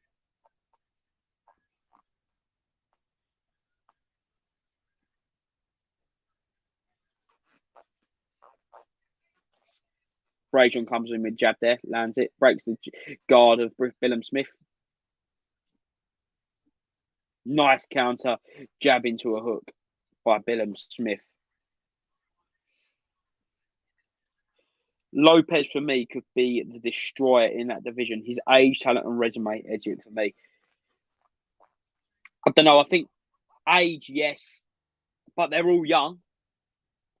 Talent, I think they're all tremendously talented. I think Devin Haney, for me, is really still underrated. I think he's so talented. But resume, 100%. Richard Commey, the bogeyman of the division, the forgotten man of the division in many ways for me. And we see he's getting or has got the big fight now with Lomachenko. And then he goes and does the pound for pound number one, Lomachenko. That is unbelievable. Oh, great counter straight right hand there from Chris Billam-Smith. Brilliant head movement.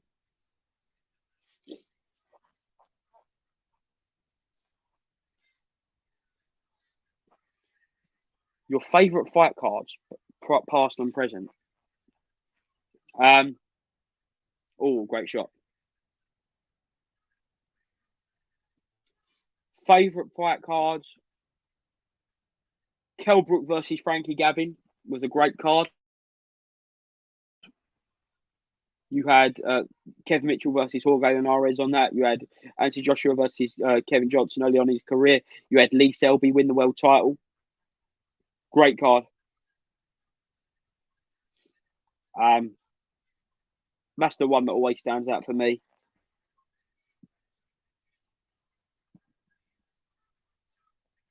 Oh, good right hook. Chris Billam-Smith. Let us know, though. Get your opinions in. What do you think? The best fight card, let's say, of the last 5-10 years. Oh, big right hand from Chris Billam-Smith, finding more and more success now. Goes hunting for him at the end of that round. Just hear Mike Costello say there's not a lot of strength in Brajon's legs anymore, and I couldn't agree enough. I said he's fairly light on his feet for such a big cruiserweight earlier on in the fight, but yeah, that looks to have mellowed a lot now.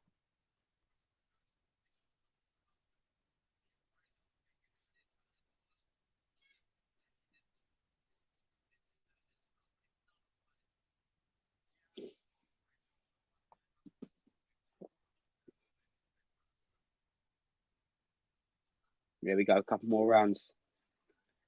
Wow, I'm being grilled tonight here. Your review on the Zone UK.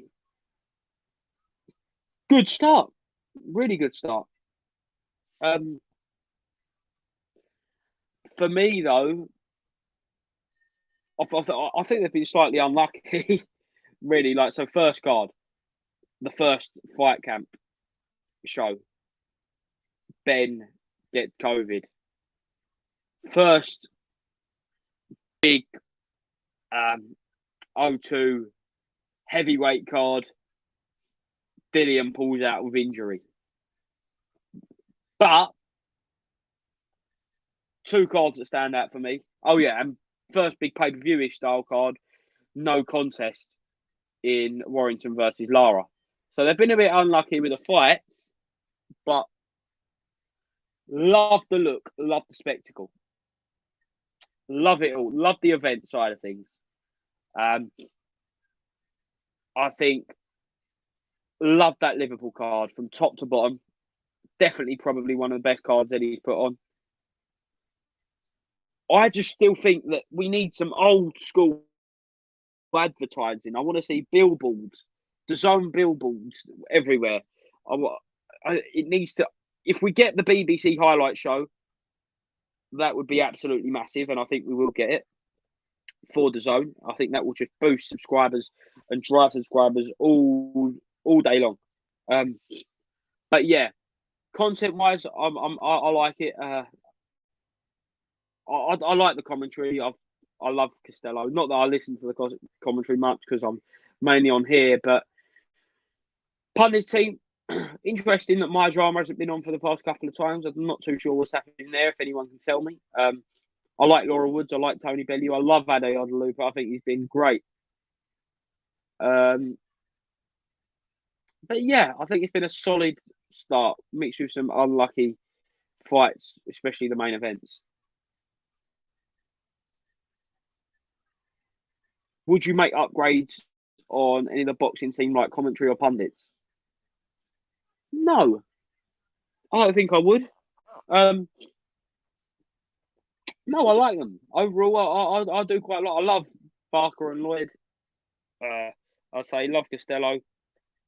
Andy Lee, some dodgy scorecards he's been putting out lately, but I love him as a commentator. Yeah, and I like Laura Woods. But again, I'm watching the fights on here and talking on here, so I'm not. I'm not invested into the team. I'm not listening to the commentary all the time, so I can't be the one to make massive judgments on that. Round 11 now. Chris Billam-Smith, Brazion. The round coming to an end. Billam-Smith's really found his rhythm in the past 4 rounds. Not that he's lost all of the rounds on the way through to round, say, 8, but he really put in some fierce competition, Brazion, until the last stages of this fight. And now it looks to be most of it going the way of Chris Billam-Smith.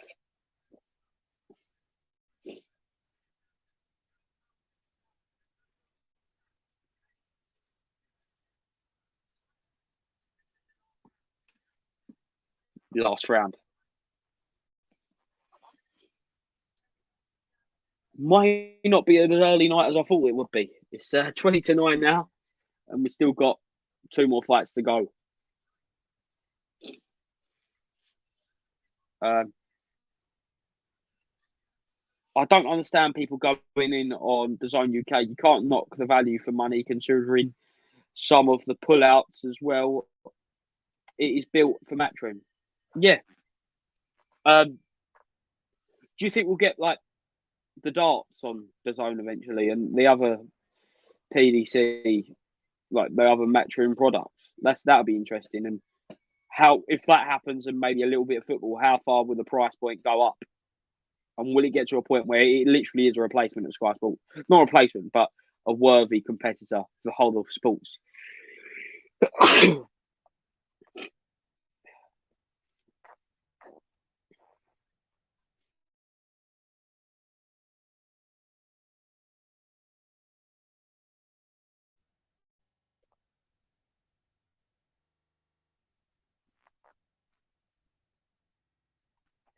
Neutral corner. What's your review of Sky and Boxer link up? I think they have put on great cards. Thoughts, Sam?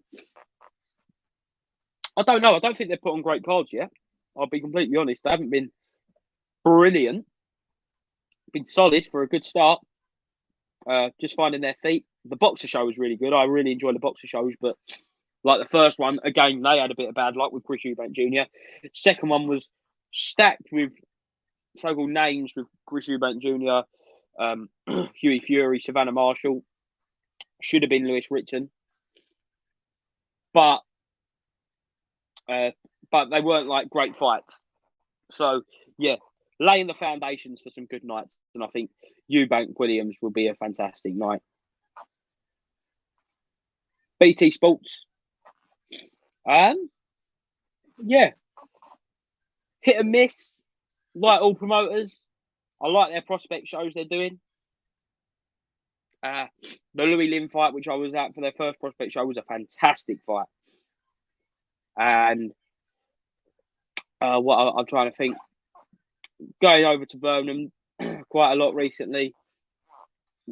Zach Parker, vicious performance against Marcus Morrison. No one's really done that to Marcus before. Really like Zach Parker. Lovely uppercut from Billam-Smith on the outside, leaning on the ropes. Last 40 seconds left of this fight.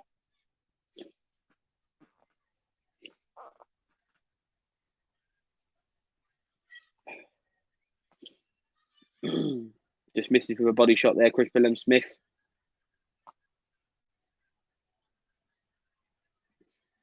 Nice 1-2 there.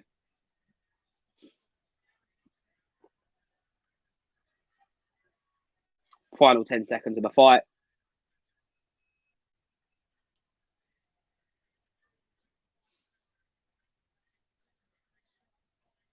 There we go.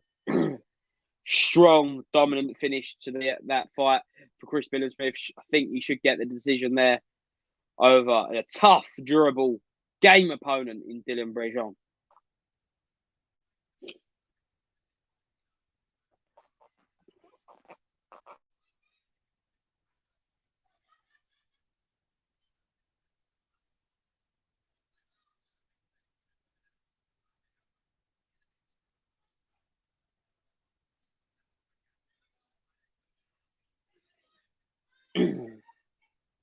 Just waiting for the decision there.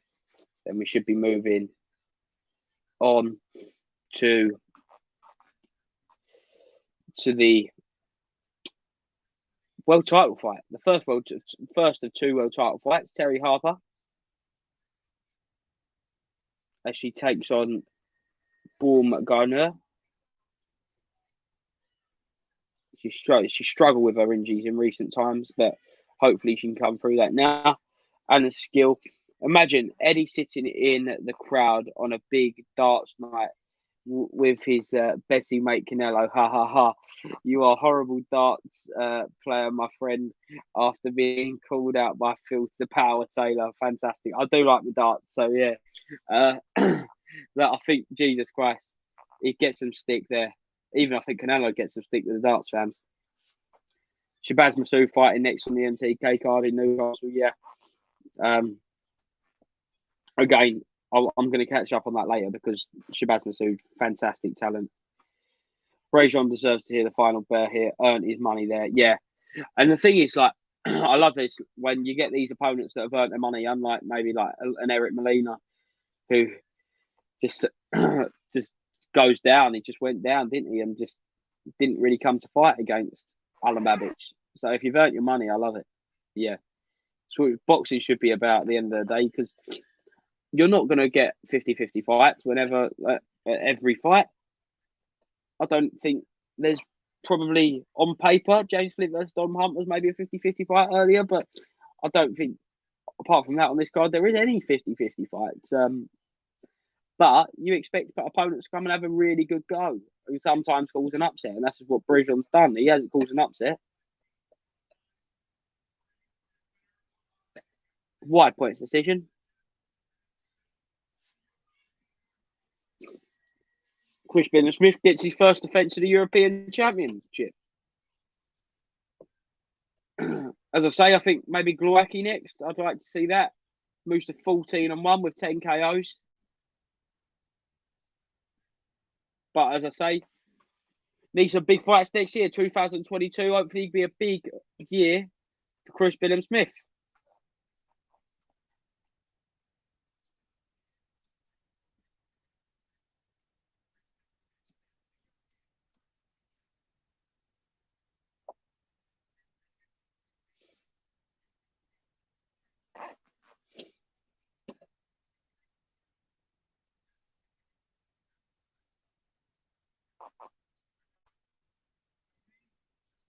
Let's see what Tony Belly's got to say now. Just as he seems to fight at the level of his opponent all the time. That's interesting, obviously, because people mention he got criticised for his performance against Vasil Duka earlier this year. I think that was on the undercard of Akoli Glowacki. So that's an interesting point from Tony Bellew. So, but if he can take that up in levels to world level, then hopefully he can prove that he could be the business. See what Lee would say.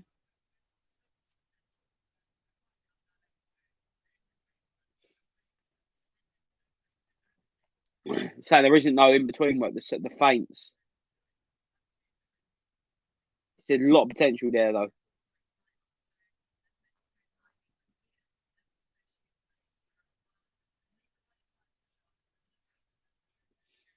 See the zone schedule there. Later tonight, we've got Miguel Rosado, then we've got Andrade quickly next week, then Lopez, Cambasis Jr. all this month. That's great value, I think. $7.99. I think that's really good. Miguel Rosado tonight. What do you think of that? Rosado always brings his A game, doesn't he? Rosado always brings everything he's got, but Jaime Miguel is a very, very talented individual who I think he's kind of had a stagnated career, maybe. Like, he had that fantastic win against Liam Smith, and obviously he has had good performances since then and solid names, but you'd think maybe after Liam Smith he'd like keep going like proper. I know, and he's been a world champion. He was WBO junior middleweight champion. So it's just one of those things, but I'd like to see Munguia getting that middleweight mix now. I'd like even Munguia or Andrade. I think that'd be a great fight. But Andrade is a very, very difficult fighter to beat. Obviously, no one's done it in the professional ranks yet. What was your first boxing event you went to? Let us know, everyone. What was everyone's first boxing events they went to? Probably says sort of quite about their age. But my first was Kevin Mitchell versus Estrada. I think Anthony Joshua was meant to be on the bill, but he pulled out with injury.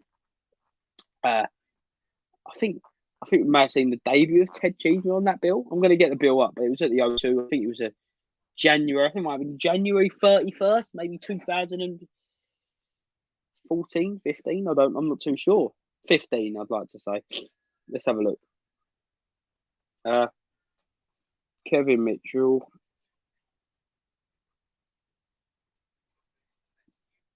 Box rec is a godsend in times like these.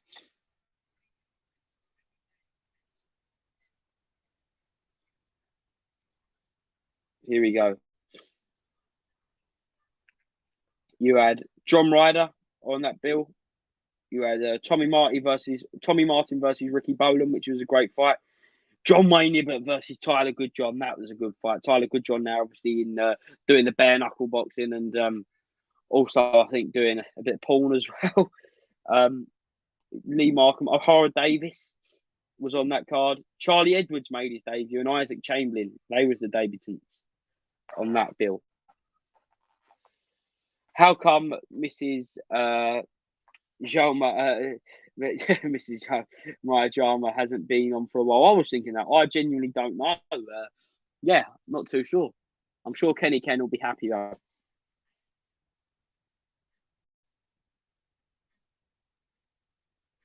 Not long now till Terry Harper comes out for her title defense tonight. Obviously, that break of her hand, everyone's seen those X-ray pictures. Oh my god, that was terrible, really, really bad. And hopefully, she doesn't injure that hand anymore tonight, so that we can get some unification fights next year. Weakest domestic division. There's obviously less fights in the less fighters in the lower weights in this country. So it's obviously going to be the lower weights in some cases, but I'm not too sure. I think at the minute it's a good time for British boxing, and I'm not too sure. I'm not sure. And still, see Eddie Hearn in the dressing room with Terry Harper, Steffi Ball, WBC champion there, dressed in the black tonight. Mine is lightweight division. I'm just trying to think who is in the lightweight division at the minute. That's a good point. I think you got Maxi Hughes, haven't you? Lightweight. John O'Carroll. He's now fighting at lightweight, I think. Let's have a look though. Let's have a little look at the lightweight division, and we shall see.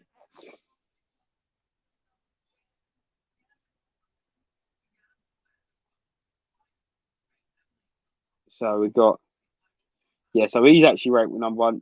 James Tennyson, Gavin Gwynn, it's not it hasn't got the most depth, has it? So I probably agree with you there. That's a good one. Neutral corner. Ramos, Kiko Martinez, Remedios, Lucena. I'm sure this could be a Spanish viewer. Good evening to in Spain. And are you back in Kiko tonight, Remedios? Are you back in Kiko?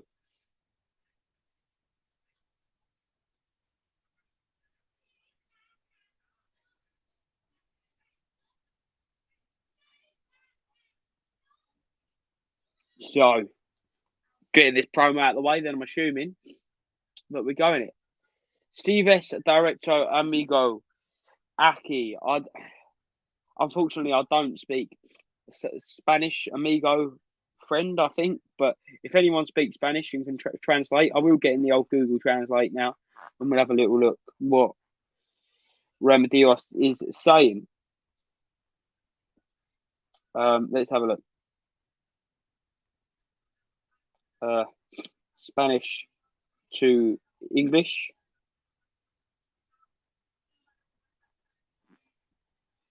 See, this.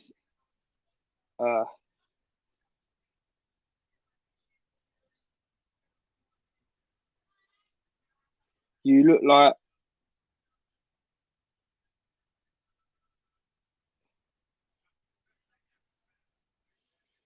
direct, friend here. I don't know if that's right, but that says you look direct, friend here. That's on Google Translate. I don't think that's incredibly right. So I do apologise, Remedios, but let's see.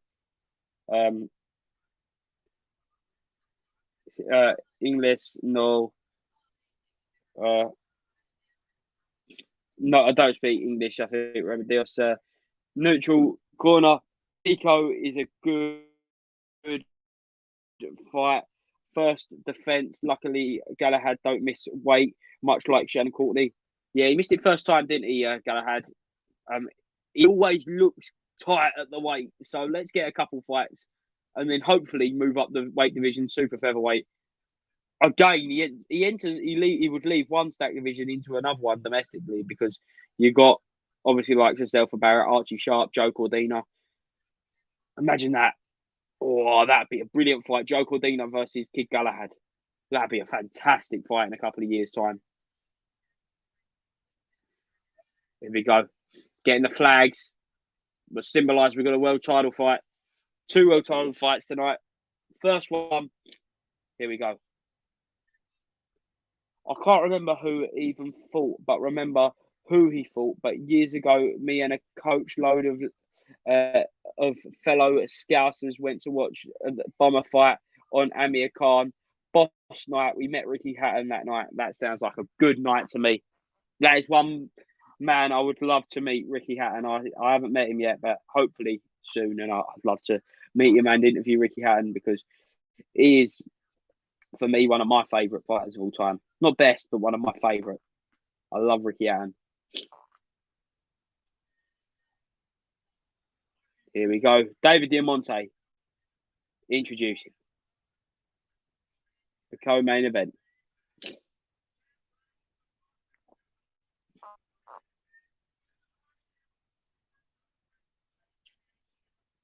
David Diamante, he hasn't really had his hair down recently, has he? It's been all been in a loop. New look for the man who introduces the fighters for the zone. Barrett in a world title eliminator on December 18th. What a card. Yeah, IBF world title eliminator. As I said earlier, I don't know if you was here, Neutral Corner. I think it's an absolutely fantastic card. Richards versus Kongora. Absolute amazing fight. Vlasov Buatsi. Very, very difficult fight for Buatsi. Just seeing half his opponent just coming out, dancing and singing. Baumgardner. Wow, yeah. Also, Jack Cullen for the European title. What a great fight. Great night of boxing. Rhiannon Dixon, Jordan Thompson. Jordan Thompson looks like a killer. He looks absolutely unbelievable. So it's going to be interesting. Oozing with confidence here, Baumgardner. Benjamin, I'm in McDonald's. Don't start the next fight without me. You got to get that order in quick, Benji, and rush back home because Baumgardner's just walking to the ring. Buatsi Vlasov, yeah. Who wins that fight? Buatsi Vlasov. That's going to be a good fight. Buatsi needs to bring his A game. That's all I'm saying. Because Vlasov gave Joe Swift Jr. a very, very close fight, and a lot of people believe Vlasov won that fight. And that means he would be the WBO light heavyweight champion right now. So, yeah. Buatsi Vlasov. Fight of the night. Richard Kongora, potential fight of the night. Oh, yes, please. Great card on December 18th. It's very much a hardcore card, though, for the hardcore fans, apart from Chisora Parker. But if you know your boxing and you know it well and you follow it to the depth of what probably most of us do on this live then you know that is an amazing card.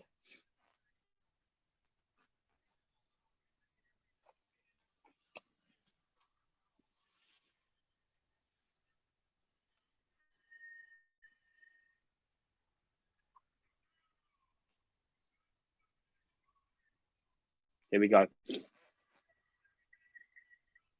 Terry Harper. Great fan base, Harper, from Doncaster.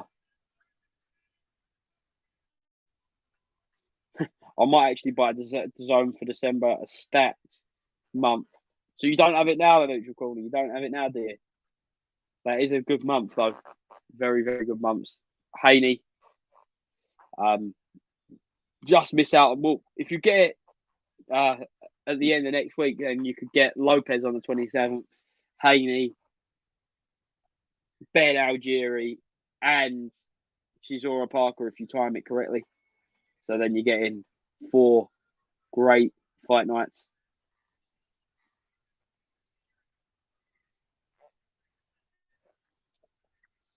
Here we go.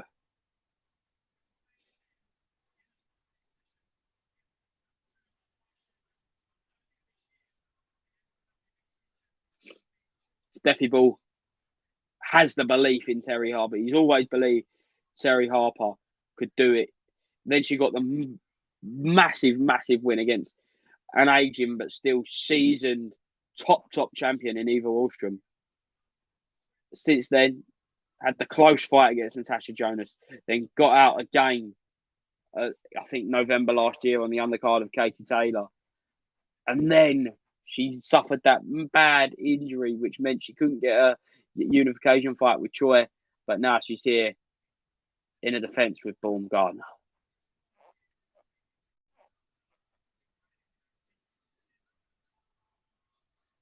Here we go. Steps into the ring now. We'll be following this one in closer detail. This fight.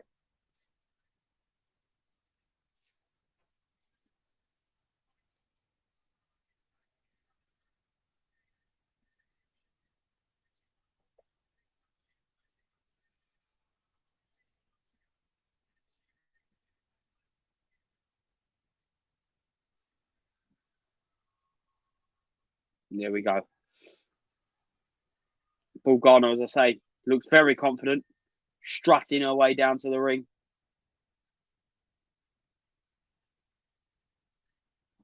WBC and IBO champion. I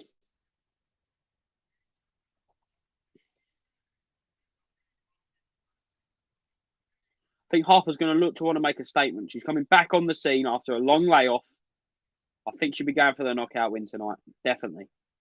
She's shown her power before, her punch power. She got the knockout last time out.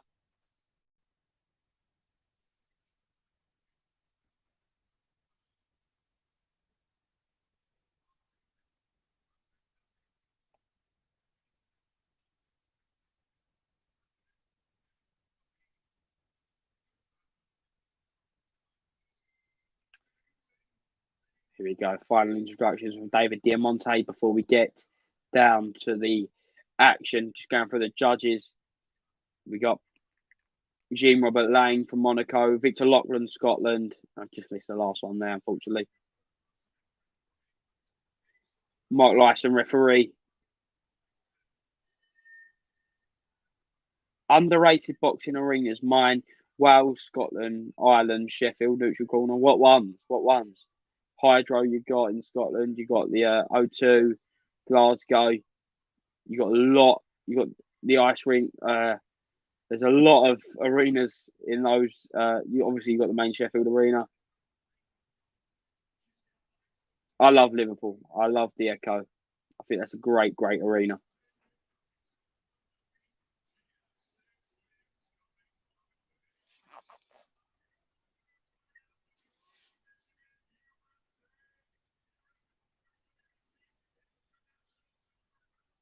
There we go. She's got a great smile.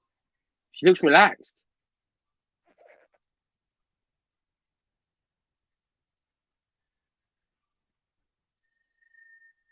Now towards Terry Harper for her introduction.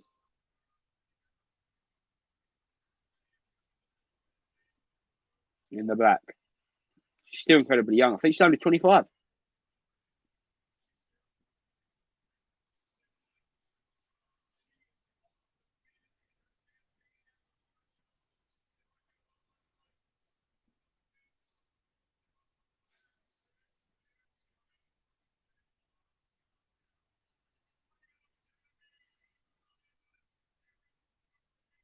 There we go. Reigning defended, undefeated WBC and IBO champion. See Stevie Levy, who just got a win earlier on in the card tonight, managed by Dave Allen. What do you think? Dave Allen versus Babbage. Will it happen? And could Dave Allen stop the Savage Babbage?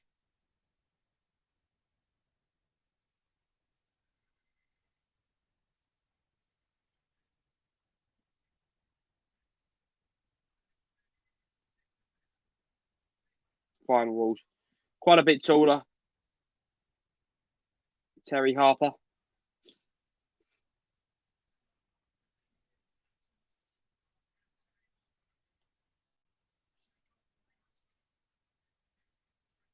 Neutral caller. No, Allen, don't need it. I think it will happen though. I really do. Get a couple more fights for Dave Allen. It's a big fight. I really do. I think it's a really big fight. And if he's got the ambition there, and if Allen wants it, I think it will be made to happen.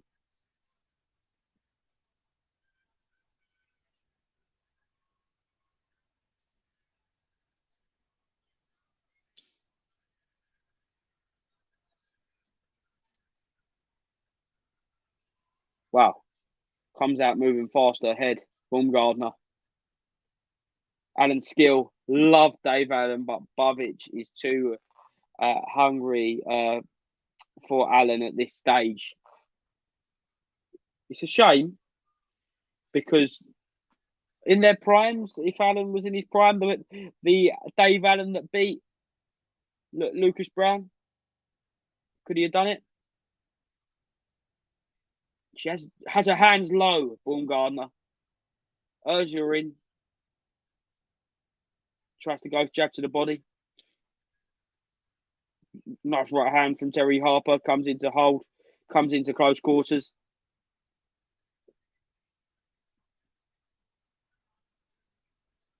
Oh, nice jab. Snaps the head back of Terry Harper. We see an upset with Jamie Mitchell and Shannon Courtney. Could we see another one today? Oh, good counter 1-2 from Terry Harper. First time a fighter's really put a shot together in this fight so far. Terry Harper with 30 seconds left to go in the first round.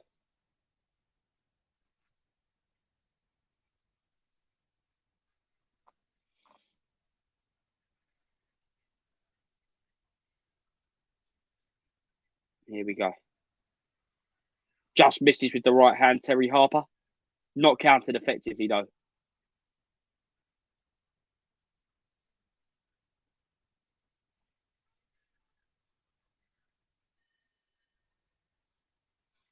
End of the first round.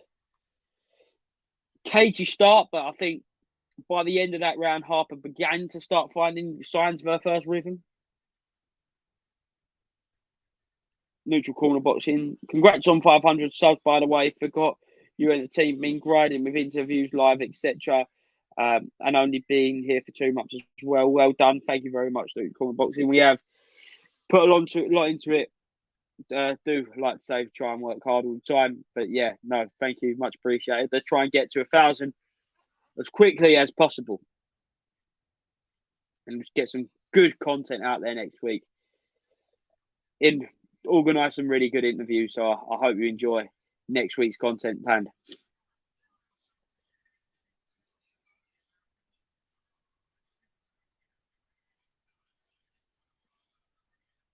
Coming out for the second round now.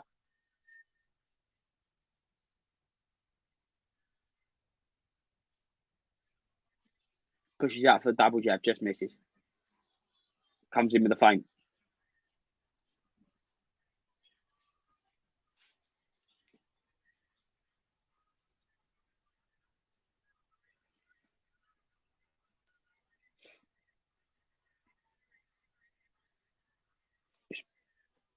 Harper just bundled to the floor there, just holding on.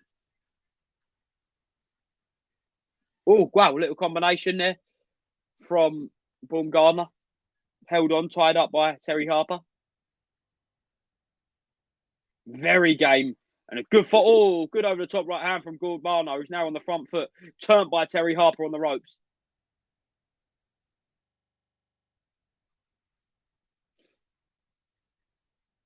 Harper's coming under some pressure. Swings and misses Harper with a right hook.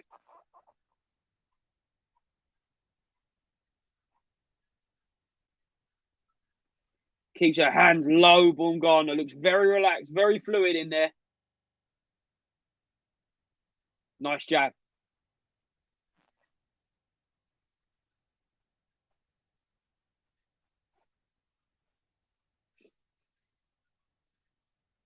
Moving round to the side. Action called down in this last minute here. Nice jab to the body. Baumgardner holds on well. Terry Harper.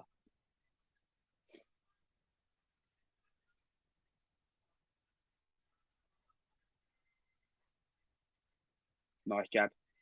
Again from Baumgardner. Comes in and out of range. Tangles herself up with the footwork a little bit, I think. But yeah, a good double jab again.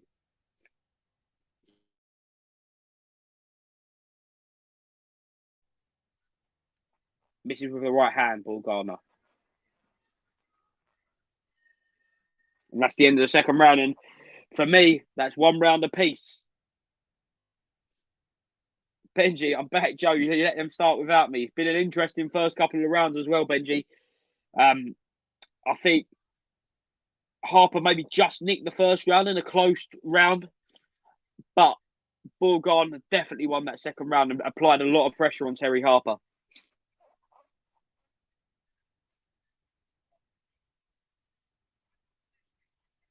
Steffi Ball in the corner saying, wake up, champ. Wake up a little bit now.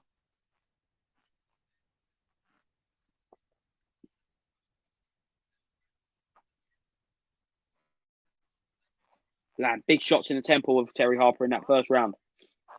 Then a straight, crisp 1-2.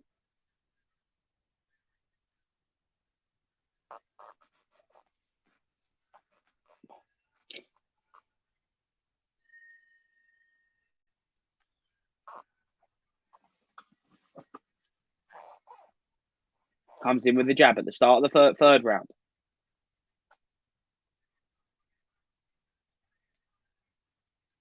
Got to stay calm and composed at this point now.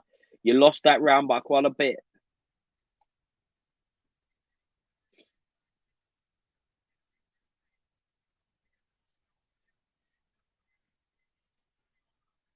Good 1-2 from Baumgardner.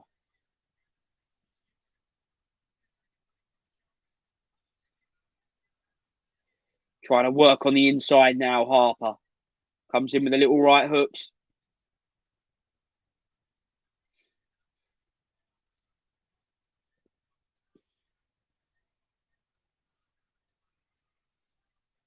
Pops out the jab.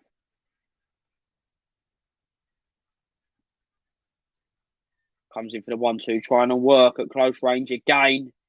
Little uppercuts on the right of Terry Harper.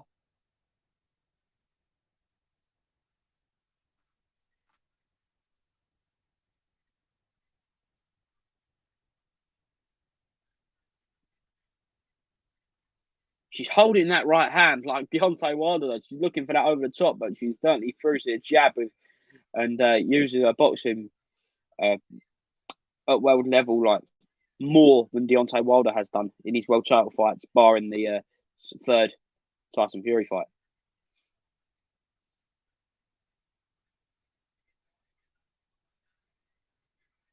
Good jab from Baumgardner. Close around this one though. Good head movement from Terry Harper. Trying to find a distance now. She's evading the punches now, but now she's got to counter him. And I still think that's a Baumgardner round 3. 2-1 Baumgardner. I've got it.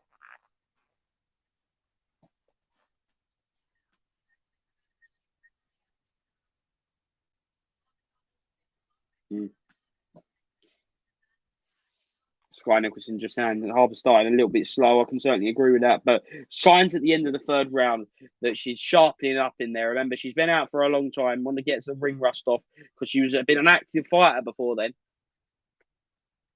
She won the IBO, the WBC, defended it twice in quite short time. So to have a year out, probably a shock to the system. Probably maybe a bit nerves. She said about self-belief before. Obviously, uncertainty with your hand injury. Obviously, probably the most important thing when it comes to boxing is your hands. Baumgardner looked in phenomenal shape at the weigh-in. The woman is legit 100%. And she oozed confidence during her way to the ring. Tony Bellew's got it 3-0. Baumgardner, 30-27. I just edged the first round to Harper, I'll be honest. Oh, she gets caught with a good right hand. Well, it's over. It's over. Baumgardner has just ended Terry Harper's undefeated streak now with a huge over-the-top right hand, and that was massive. She turned around, leaving Mark Lyson. No, she's out. She's dazed. She turned around, leaving Mark Lyson's no choice but to stop this fight. That was a huge over-the-top right hand. Again, look, like Roy Jones, I just said it, a bit like Deontay Wilder there. That was big. How she didn't go down. That was an odd, but as Benji says, incredible. Wow. She looked slow. She looked a bit sluggish in the first round. Going into the third round, her head movement was improving in the third round. Comes out the straight at the start of the fourth, and it's just pummeled her big right hand. Let's see this again, please. Oh, big counter right hand. Her leg just went back. Wow. Managed to catch the left hook. Turns around. She has no idea where she is. That is crazy. Yeah. Ref stops in. Darren Barker saying it live. The ref saves her there. Wow.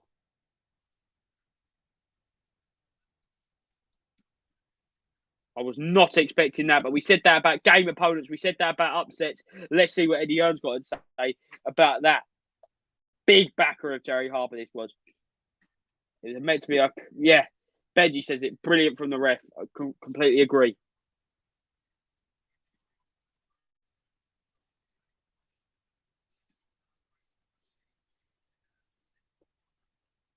Wow.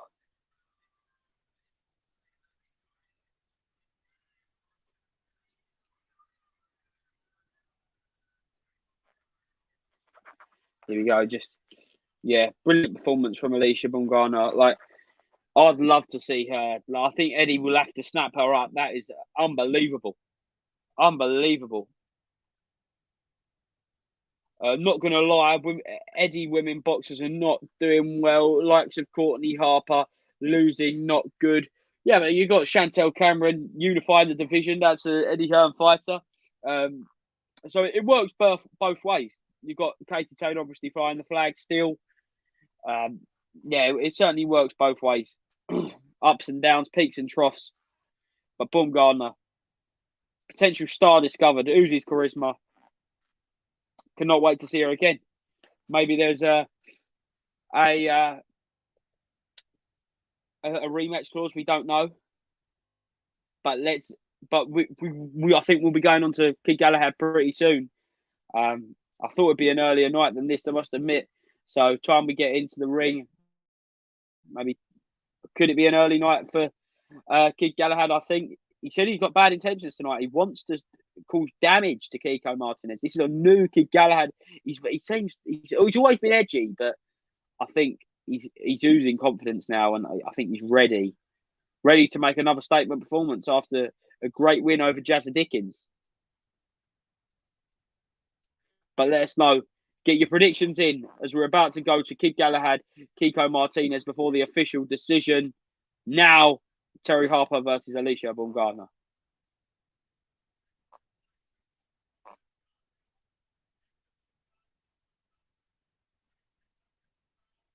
Wow.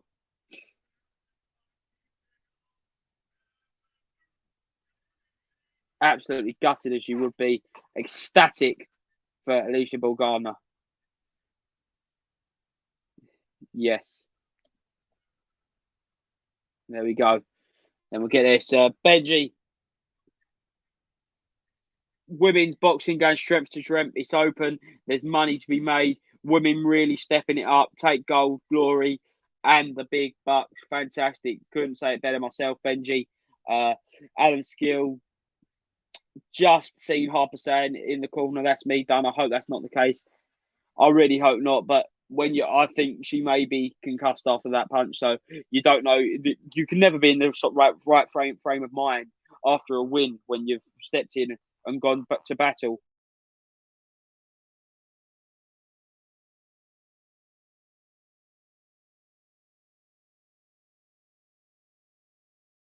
Sorry about that. AirPods just died. But let alone when you've lost and took severe punishment. So I don't think she's in the right frame of mind at the minute. Hopefully she reevaluates with Steffi Ball and we see her back in the ring. Maybe if there's a rematch clause, we don't know. But neutral corner, featherweight action. Warrington wants Santa Cruz. Please, yes, please. Be a brilliant fight.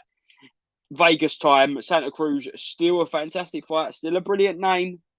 I'd love to see it. Really would. Fighters that are on fringe of domestic level. Shannon Courtney's not fringe domestic level though, is she? She's a world champion. Whether you think she's domestic level or not, you can't. And obviously Terry Harper. Yeah, so they're world champions. Shows the safety for these women with 2-minute rounds. Let us know. Let's get the 3-minute round debate in. Let's see. Should female boxing be 2 minutes or 3 minutes? Or should it be 10 twos? Should it be 12 threes? Should it be 10 threes? Let's get the variations in. What should women's boxing be? Because we just see a great women's fight. We just saw a star in the making be crowned the WBC and IBO champion tonight in Alicia Baumgardner.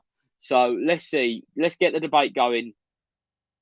2 or 3 minute rounds, 10 rounds or 12 rounds in total. What do you think?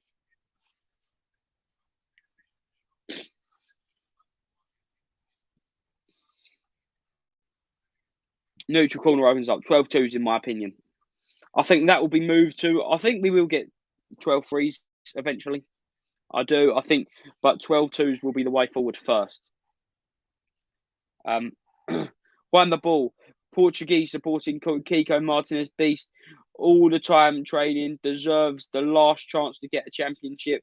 Czech career of Kiko, bro, always been in crazy form, crazy fighter, full heart. Completely agree. As I was saying, you only have to look at the upsets over in the States to come back after 2 defeats to Carl Frampton, Josh Warrington. Then we caused the controversial defeat when he fought Zelfa Barrett. Many people believe he should have got the victory that night. Gone over, grinded once again, got 2 wins under his belt. And now he's back out again, isn't he? He's back out doing what he does best on the big bills. And last chance probably for Kiko now, 35 years old. Can he get a world title once again? Kid Galahad, fresh, hungry, and probably the hardest featherweight to beat style-wise, certainly in the UK. And I cannot wait to see Kid Galahad versus Kiko Martinez tonight. Let's see what Alicia Baumgardner's got to say.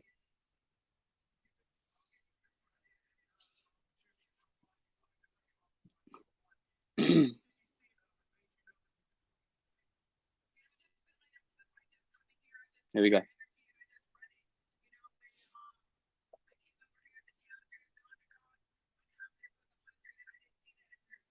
She said she didn't see the level of her confidence she had because she was supremely confident. She was the underdog, but she couldn't see the confidence that she had in Terry Harper, which is a good point.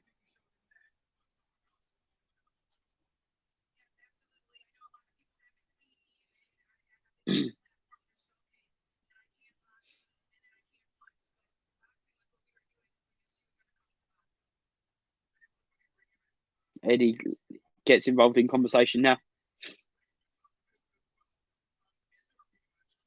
Is there a match clause?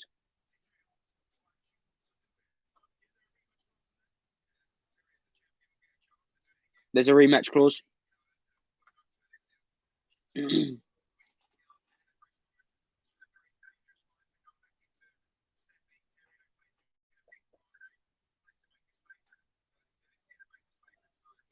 Alicia made a statement tonight.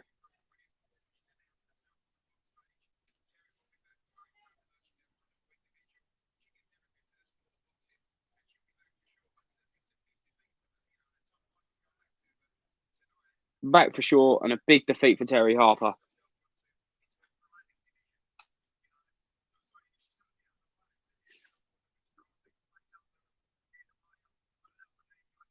Michaela Meyer, that'd be a fantastic fight.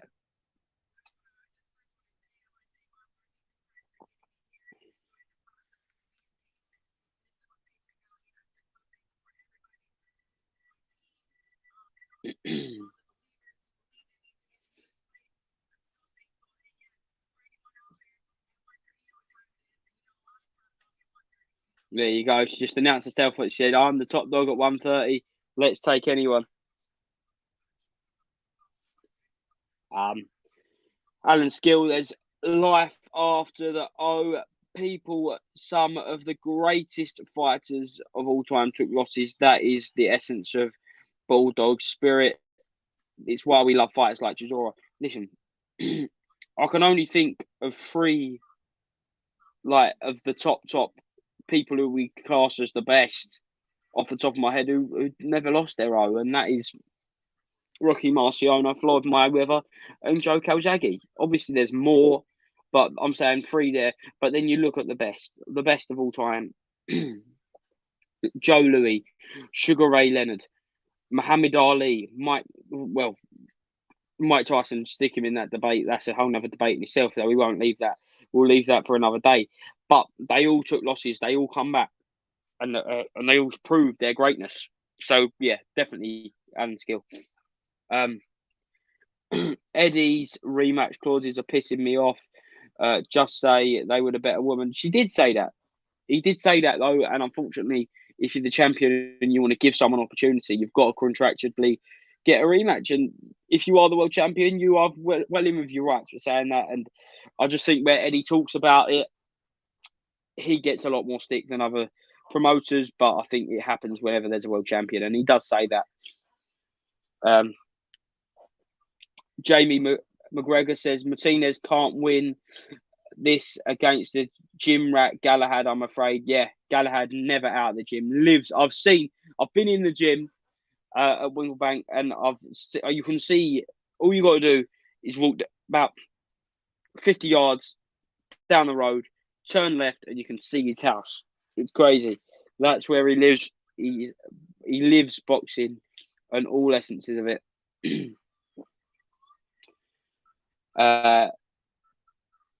Tutum Mayanson says, I need Galahad KO. Is that for a bet?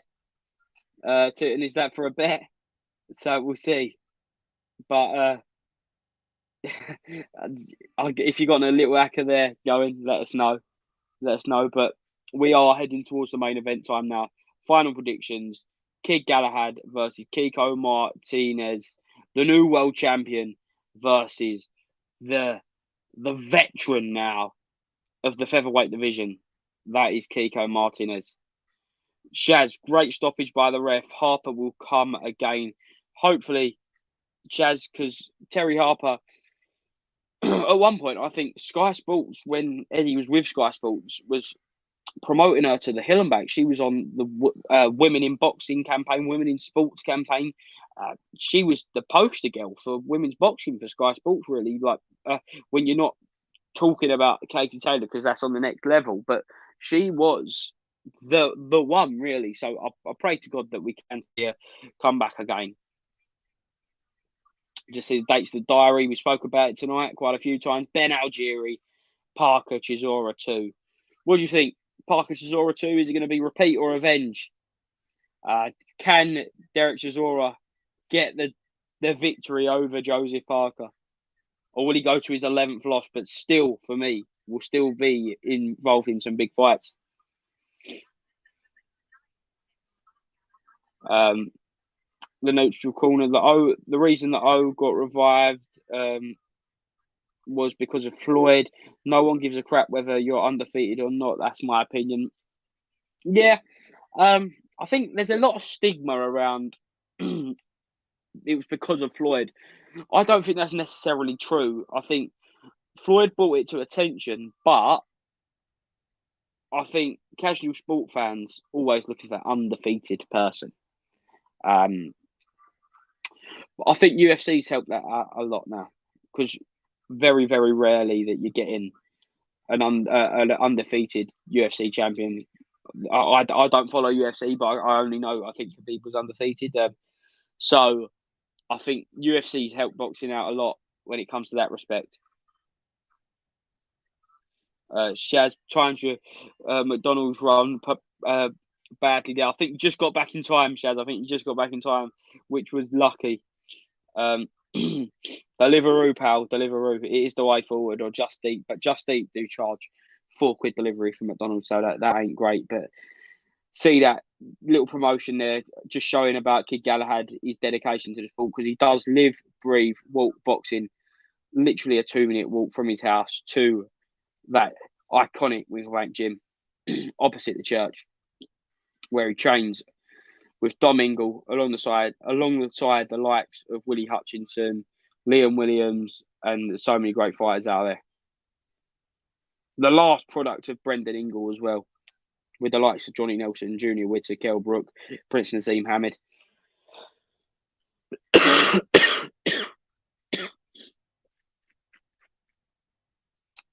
Won the ball. Got to get a beer and burger, bro. Champion meal to watch the box. I'll probably have a beer and a beer and a burger after the boxing, mate. Yeah, I'll enjoy it after the boxing, but I think hopefully we get a ring walk now, and we shouldn't be too far away. I reckon we'll have ring walk for 20-11.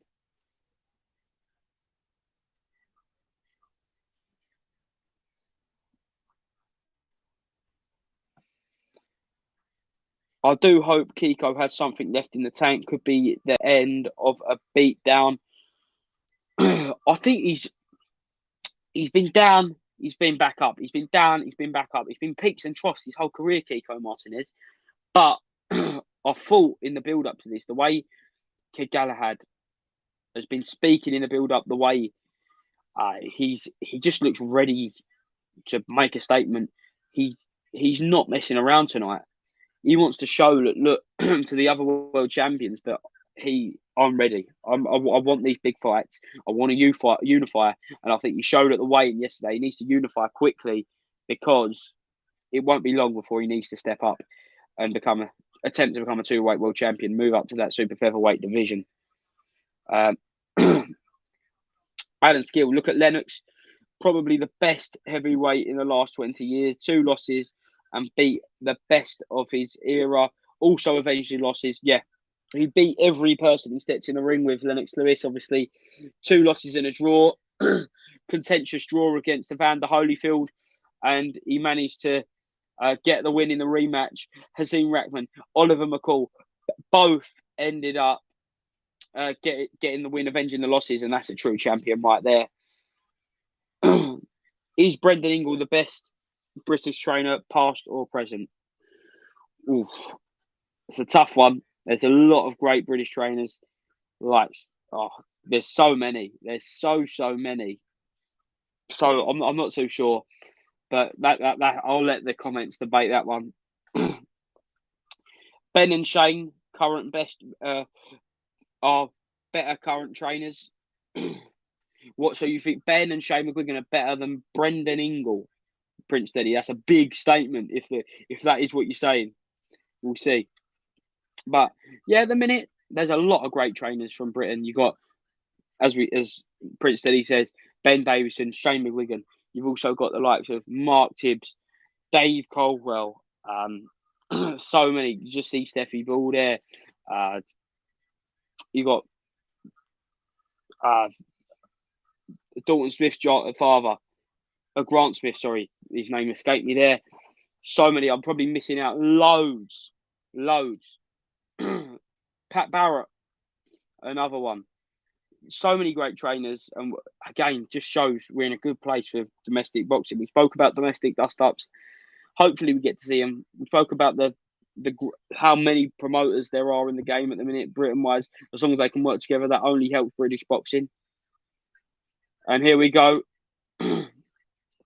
Kiko Martinez on his way to get to making his ring walk now, and should be handing over to David Diamante very, very shortly. John Pegg, hugely underrated, Benji. Yeah, I know. Obviously, John Pegg, it's at all levels with John, isn't it?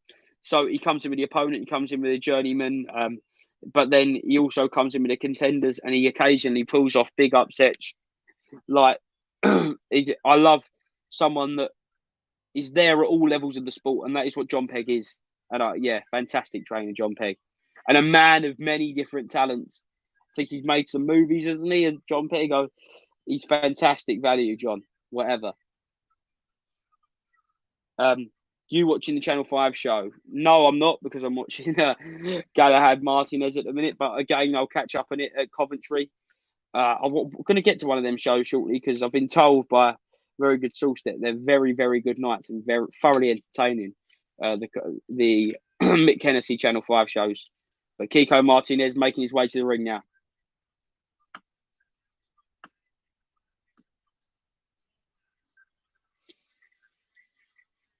Been around forever. As I mentioned, made his debut 17 years ago now in 2004.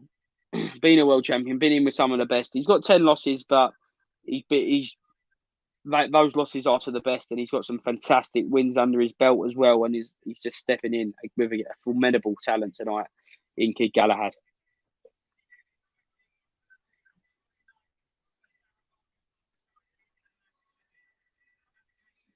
Joe would have to meet up at a Coventry show. Definitely, Benji.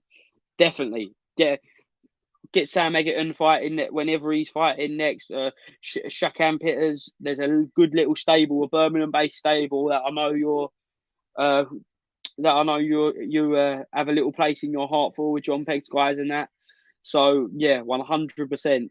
We'll have to meet up in Coventry or Brum, wherever the next big Channel 5 show is, providing I'm not at another show. Definitely 100%. Kid Galahad, shiny white robe tonight.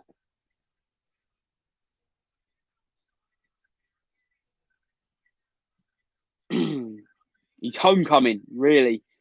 First title defence in Sheffield. Obviously, he won it, the world title in the country, but it was down in Essex, down my neck of the woods, and it was a very limited crowd. I think, what was it, 250 people at fight camp, second week of fight camp in against Jazza Dickens, who really put a masterclass against Jazza that night. Broke Jazza down.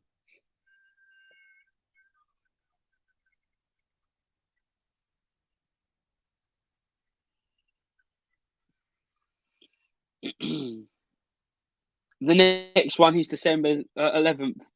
I knew that there was another one on December 11th, the busiest night of the year. Definitely. 100%, yeah. So I'm not too sure then that we'll be able to meet from that next one, Benji, but certainly next year, because I like to either be at Eubank fight or the Ben fight for that weekend. Here we go. Kid Galahad walking down to the ring.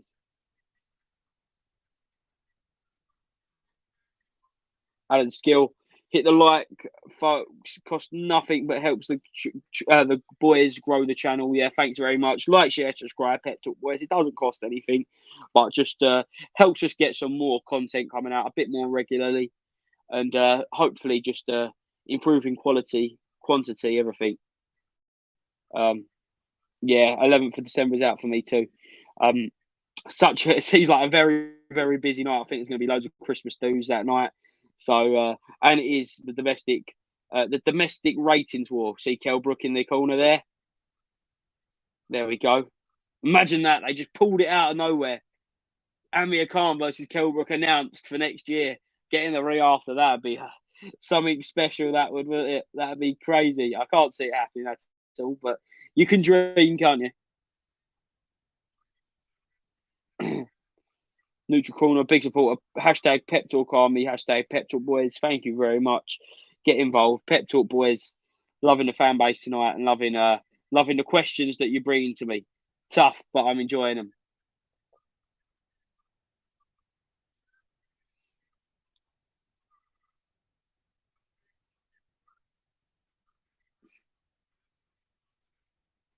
Kid as ever, looking so focused. About stuff down. He's raring to go tonight. I just sense something about Kid Galahad that he don't want to be in there long. I really think so. I'll say this now, it's probably going to go the distance, isn't it? But I think that we could be in for a good performance from Kid Galahad tonight. And but no one right off Kiko Martinez. He pulled off shocks before. Here we go. Mike Fitzgerald from the USA judge, Howard Foster and Ron McNair from the US. 2 US and a UK judge. You got Steve Gray as the ref, IBF associated ref, I think that is. So he's come under a bit of controversy before, hasn't he? Steve Gray. Oh no, over the past couple of years though, because I used to think that's a reliable ref, that is, and then a couple of mistakes, and now he's suddenly got a bad reputation. So fingers crossed. Fingers crossed, no controversy tonight. I hope he does as good a job as the last ref did on the Terry Harper Baumgardner fight. If you could rewatch any domestic clash, past or present, which one? More Macklin? Yeah, more Macklin. Love that fight. I have a soft spot for Fowler Fitzgerald though. My thoughts with Fitzgerald at the minute. I don't know why. I just love that fight. I've watched it so many times, and it's a bit of an out there one. But yeah, just pray to God Fitzgerald gets fit and healthy, physically and mentally, very very soon. Fortunate Fitzgerald situation. I've just said everything that needs to be said. Just pray that he's all right, and not even worried about him getting in the ring anytime soon. Just pray for his health. Yeah.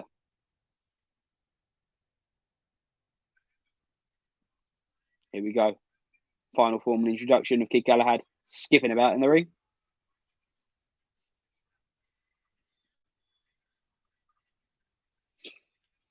28 wins, 1 loss, 17 KOs. That 1 loss being that controversial decision to Josh Warrington.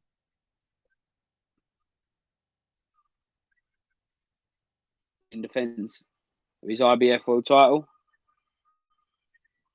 Yeah. It's those, Benji, it's Macklin Moore, Arthur Gomez, them domestic clashes. It's literally like Sky Sports replay. Whenever you turn on Sky Sports at 2 o'clock in the morning, if anyone does that, and you just know that it's either going to be, if it comes up boxing gold, you know it's either going to be Macklin Moore or Arthur Gomez.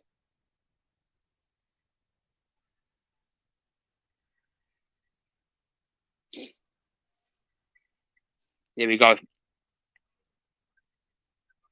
Final instructions from the referee. Kiko not looking at his opponent.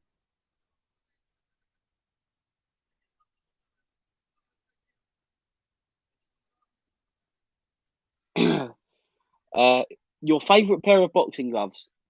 I'm not a boxer, so I don't really have an opinion on that. I love the look of the Pathan Sport ones, though. I really do like Tyson Fury and Klitschko, Pathan Sport. Love a Pathan Sport glove. Here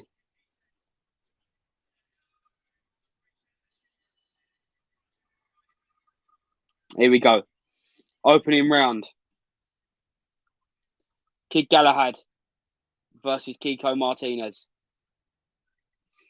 Galahad in the white and yellow trunks. Kiko in the black and white. Nice jab from Kid early on.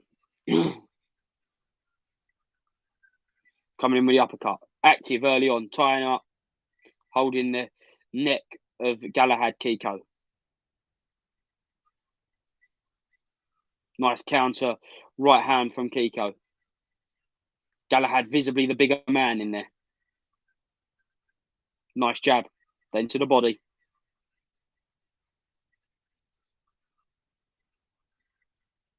Nice. Another nice jab.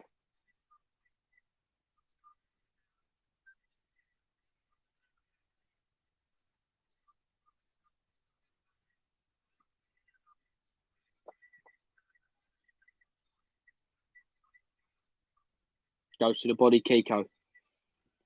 Fast hands from Galahad. On the end of that jab. 1-2. Rocks Kiko back now. Sizing him up. To the body. Kiko on the ropes.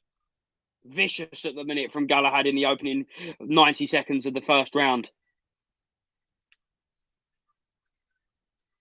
Double jab. Goes in for the uppercut. Switches. It's already switched about 2 or 3 times. Kid Galahad. Such an enigma to fight, Kid Galahad. Been stuck in a corner for a while now, Kiko. Managed to get out with a nice looping little right uppercut.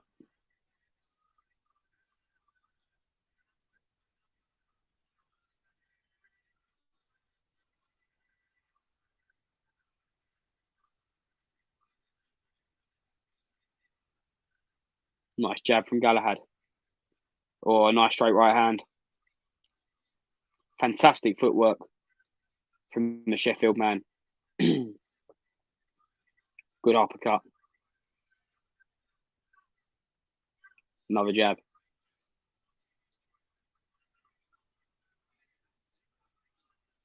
Swings and misses from Kiko. Good counter jab from Kid.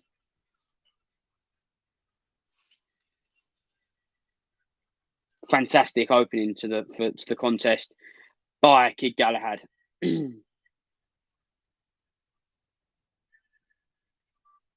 Nice jab, tries to turn in, goes to the body, Kid Galahad.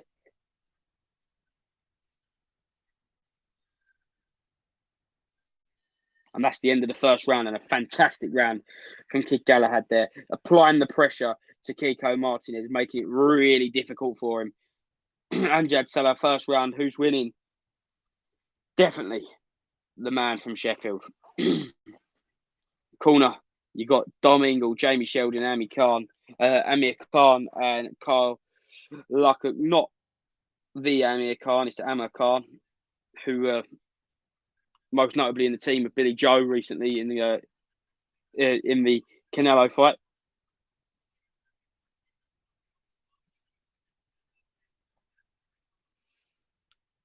Fantastic 1-2 and jab.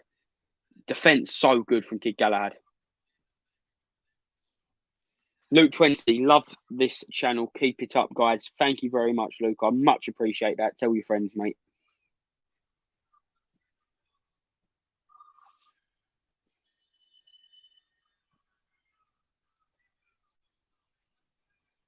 Second round now.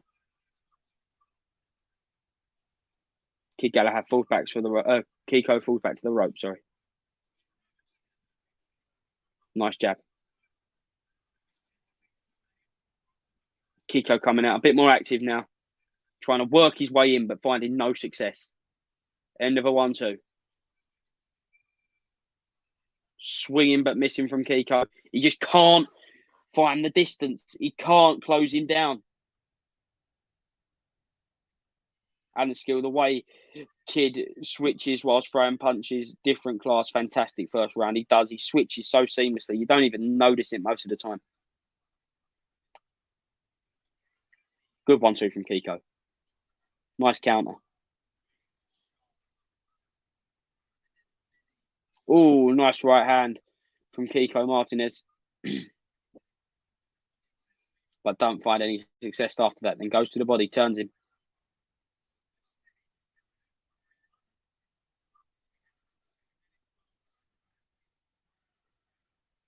Nice 1-2, straight down the pipe from Kid Galahad. Another swing and miss.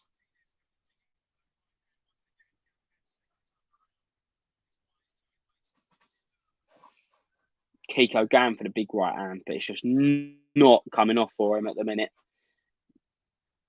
Kid just moves round. Oh, beautiful switch again. The footwork is immense.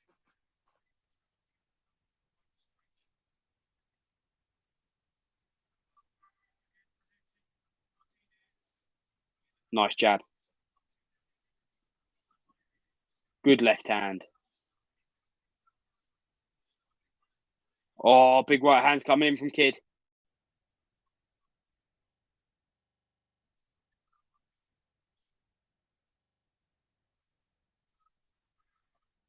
Nice left hand. Kiko holding on. Eats another jab. Now out of the orthodox position. Kid Galahad. Pummeling him with the jab.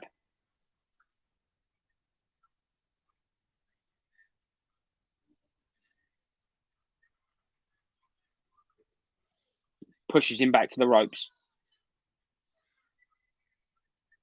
Now turn to the southpaw position.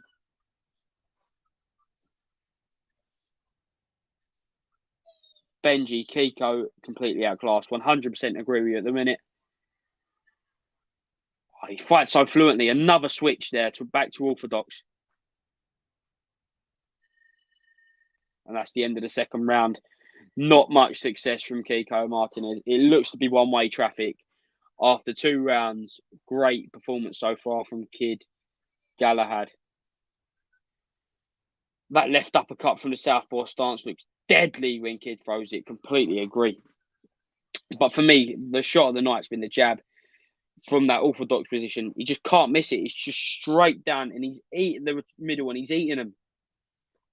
Kiko Martinez is. But yeah, goes to the body well when he turns, when he's in the orthodox position, and then he turns round to the right and then hits him with the left to the body. Just comes round. It's those little body shots that take a lot out of a veteran, should we say, in Kiko Martinez.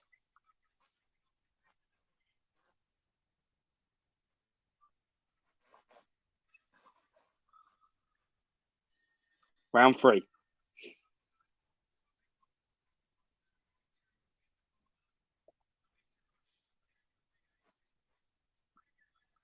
Pulls out the jab. Domingos just says, no need to rush. Could we just be a systematical breakdown?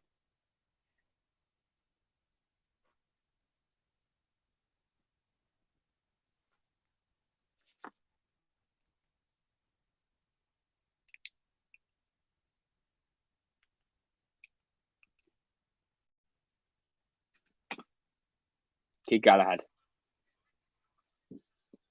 Going forward. Great right hand. Lands on the shin.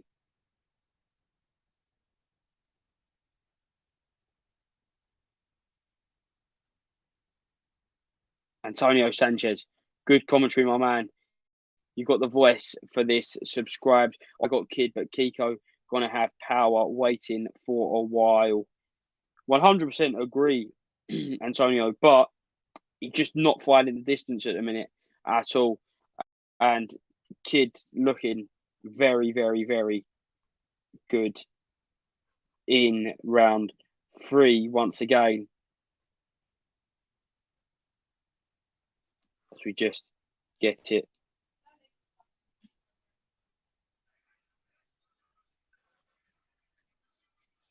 up. There we go. Coming out with a jab again. Makes him miss. Just moves that head beautifully. Holds him out with the right hand. Looking for the left. Doesn't find it.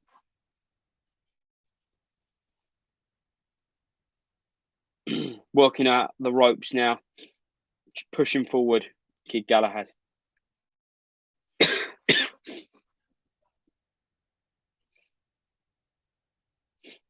Not as destructive round for the Kid Galahad, but still always finding success and always switching, always making it so difficult for the opponent, which in this case is Kiko Martinez.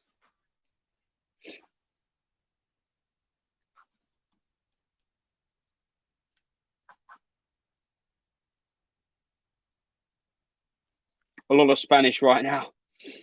I apologise that I don't speak Spanish, but love your fighter. but he's getting beaten tonight, I think.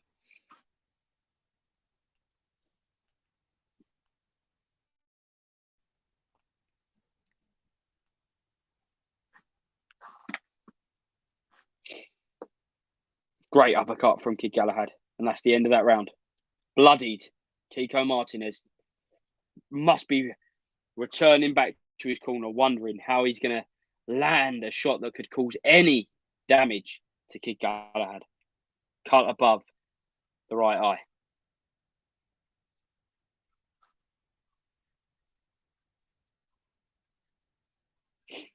That is not what he wants. To have a cut on the eye. Antonio Sanchez, great day of boxing, baby. Yes, but it's been a good night. It's been a really good night. Dante Dixon, fantastic performance. Dom Hunt, great performance over James Flint. Then you had Chris Billam-Smith. Weren't the best performance, but an entertaining fight in parts. Then a breakout performance victory. Alicia Baumgardner beats Terry Harper in a crazy stoppage in the fourth round. And now, which brings us to present, end of round 3, start round 4. It is Kid Galahad versus Kiko Martinez. And at the minute, Kid Galahad looks amazing.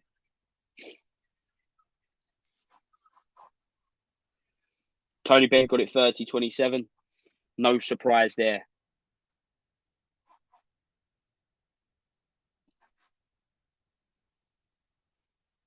Comes out with that jab from the southpaw position. Kiko applies quite a bit of pressure. Dealt with it well by Kid. Lovely uppercut by Kid.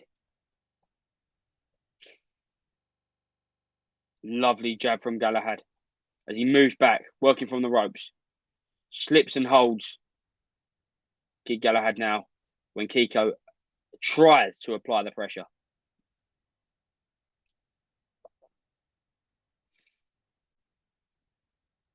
Pushing out the jab. Swinging and missing with that right hand once again. Pushes Kiko back onto the ropes.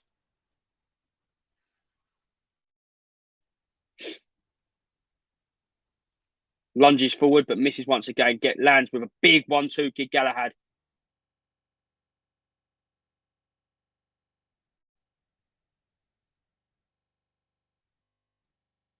Coming forward. Adding skills, his pace picking up now. Completely agree. A lot more intensity now. You get the feeling that Kiko Martinez trying to kind of rush Kid Galahad. But it's not working at the minute, and he's eating jabs.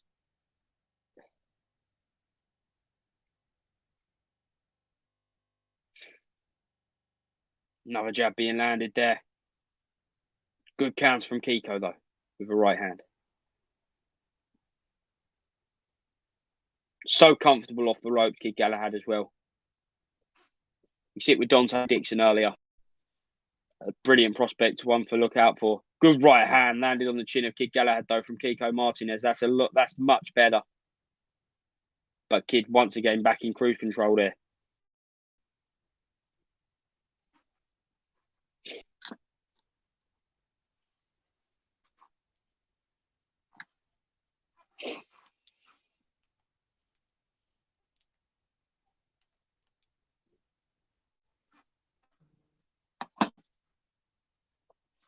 Great body shot.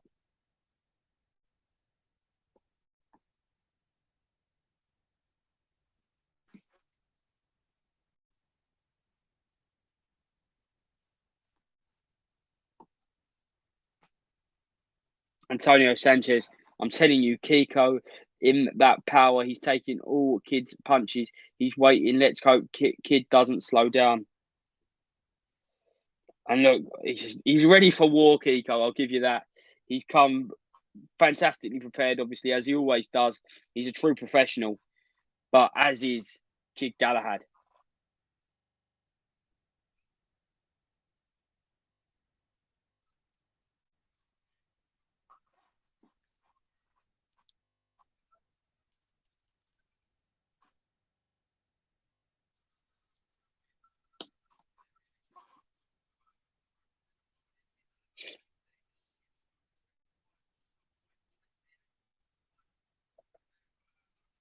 Beginning of round 5 now.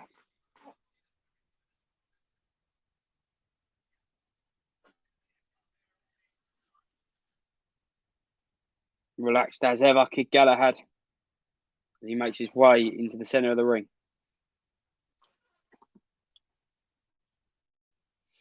Opens up with a big looping right hand, missed from Kiko Martinez. He come running at him like as expected.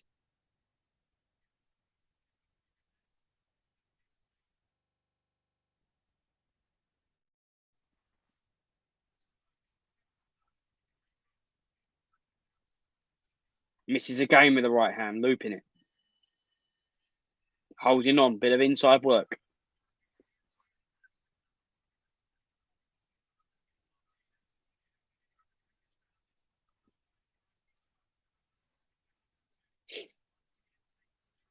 Kiko warned by Steve Gray about using his head. Eats a right hand, little combination from Kid. He keeps coming.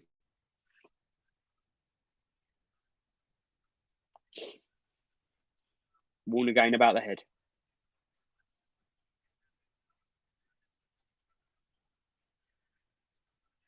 Great turn there from Kid Galahad. Turns Kiko Martinez back onto the ropes. Another swing and miss. Another good turn. Uses the right hand effectively. Good combination with the body.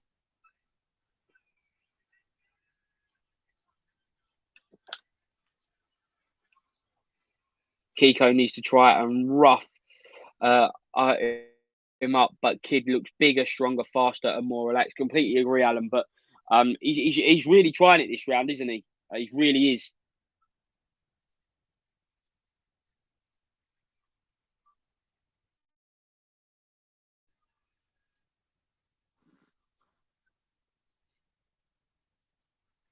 Tries to counter Kiko. Doesn't work, but does land a decent right hand.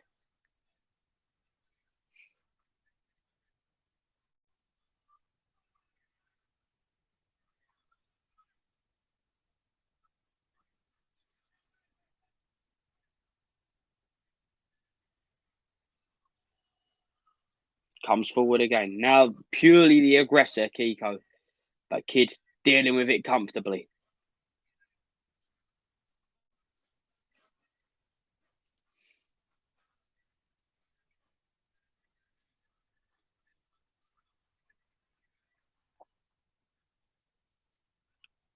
Holding on now, Kid.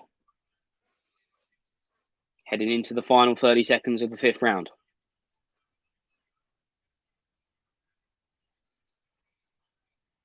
Good jab from Kid Galahad.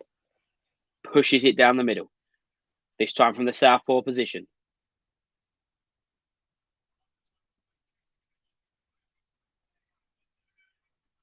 Oh, wow! Antonio Sanchez is right. That's a massive right hand that's landed on the chin of Kid Galahad. Oh, my gosh. That is unbelievable. And that's the end. Saved by the bell, maybe. Antonio Sanchez, unbelievably great prediction there. Wow. And that has thrown caution to the wind. Wow. At the end of the 5th round, Kid Galahad floored by a big looping right hand. He missed it so many times, Kiko Martinez. He'd been swinging it all night, but it hadn't landed. And it did land this time. He pursued that shot. And the one time it landed, it floored the champion. And he's down and he's out and he's over.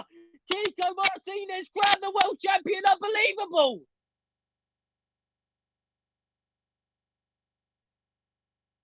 Wow. He's on the floor. He's out. The ambulance there. The paramedics are straight over to him. I cannot believe it. Kiko Martinez at the age of 35, 10 losses to his name. Crowned the world champion once again. The ref there. Big shot landed. He clearly wasn't right at the end of that 5th round. Probably saved by the bell. Comes out for the 6th round and destroys in one shot. Many people seem to be the number 1 in the division in Kid Galahad. And Kid Galahad's short reign as world champion is now over. Not a great night for Matchroom. A night of upsets in all ways.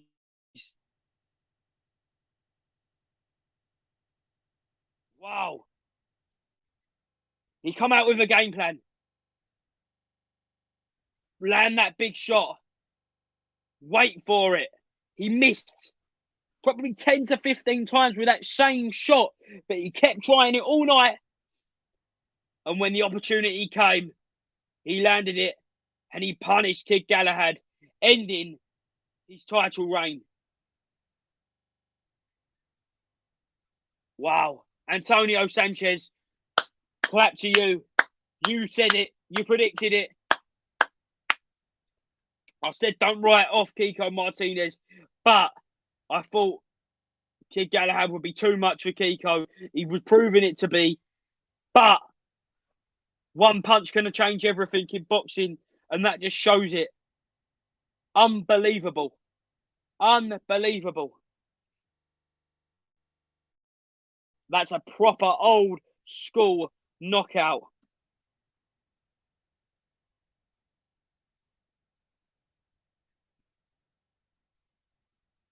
A veteran of the game. Crown world champion once again, Kiko Martinez. Let's get some reactions, people. Like, share, subscribe. Simply put it, Benji, I love it, mate. Wow.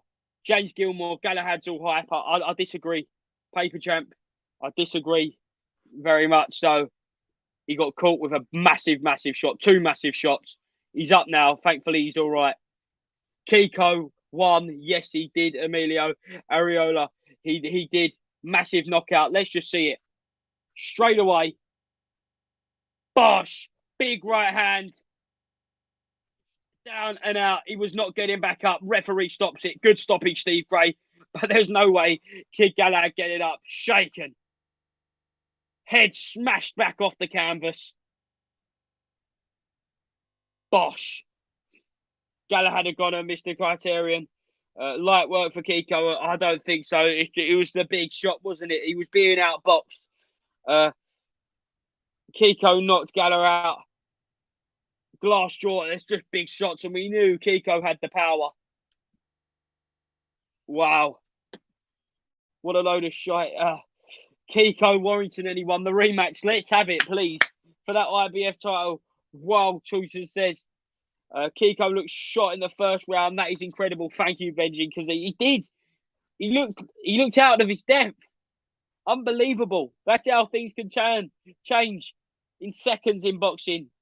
And he had a minute to recover. All good for Kid. He'll come back. And for Kiko, he's getting another big fight. Antonio Sanchez couldn't have said it better. He called it. The man of the night, Sanchez there. Mr. Criterion, you bums can't afford $7.99. A lot of them are on here. They are watching it. But if not, no worries. We're here. Husey plays. Fuck, not what I predicted. Not what many people predicted, apart from Antonio Sanchez there. Kid Galahad needs to retire. Again, I disagree, James. I disagree. Can't believe what I've just seen, Benji. Yeah. Can't believe. Shaz. Chuff for Kiko, been used and abused by Matchroom. Has had the last laugh tonight. They could have got an option for themselves for Barrett Root. They didn't. Oh, wow. Now, I bet Zelfa wants a rematch now. I bet he wants a rematch now. He's got that world title. Good shake to Eddie. So respectful, Kiko Martinez, a proper champion. Now moves to 43, 10 and 2 with 30 knockouts. That's a proper old school record, and I love it. Absolutely love it. Love it. Fantastic. Wow. Mr. Criterion, big up Pep Talk boys. Thank you very much. Alan Skill, can't say the zone had a bad night. What a fight. Kiko wasn't in it. 2 punches and the fight turned it on its head. Completely agree, Alan Skill. That is unbelievable. Pep Talk boys, neutral corner. Everyone's shocked. Lula Hurley, wow. Shaz, hit that subscribe button, peeps. Support the channel. Make sure, smash the subscribe button, notification bell, like, comment, and all of that. Wow. What an end to a good night of boxing. And not a good night for Eddie Hearn, because he has been two of his good world champions been knocked out in bad fashion. Shaz, good life tonight, Joe. Thank you very much, Shaz. Been a great show. And yeah, we'll go for 5 minutes getting the reaction here. James. Yeah, nice one, Pep Talk boys. Thank you, James. Again, with different opinions, but respect for the fight, respect for tuning in. Galahad missed weight the first time, but he managed to do it. Yeah, I just see a tweet there, Michael Benson. Sandor Martin and Kiko Martinez, two Spanish fighters, seriously upsetting the apple cart at the minute. Spain on a high for boxing right now. Two British world champions iced. Unbelievable. Elvis has left the building. This wolf still in a state of shock right now. I cannot believe it. Who else got KO? Terry Harper got KO, Big A. Good evening, Big A. Terry Harper got a standing KO. It was crazy. A standing knockout. It was a I can't explain it. You're going to have to go and watch it. It was a very, very, very strange. Shaz, Eddie must have rematch clauses. He's already confirmed that the Terry Harper, Baumgardner rematch clause is in there. I'm assuming that this one's in for a rematch clause. But once you've been knocked out that heavy, now we shall see whether he's got the champion's mentality, won't we? Cannot believe it. Buzzing. Great night of boxing. Mr. Crichton, Shaz, Galahad had to go to war, but messed up. He didn't need to go to war. He could have boxed his ears off all night. He could have just stayed away. Wow. I love that though, Shaz. Kiko Warrington, yes please. Wow. The rematch there. Kiko's just earned himself a whole lot of respect. Greatest fighter in Spanish history, anyone? I'd have to do a few history lessons, but off the top of my head, I'd say yes. I like Galahad, but would rather see Kiko Warrington next. That'd be unbelievable. Let's see what Kiko's got to say, and we'll close up the live. A lot of people wrote you off. Well said, Ade.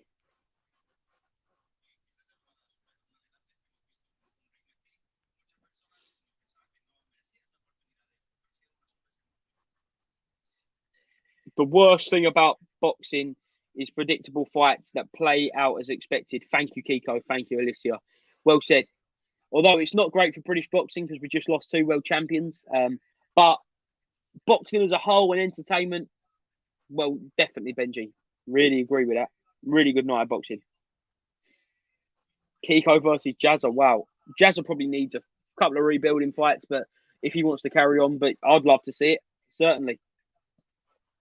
Shaz agrees with Benji 100%. He said for the last 3 years he's been living like a monk to get to this place.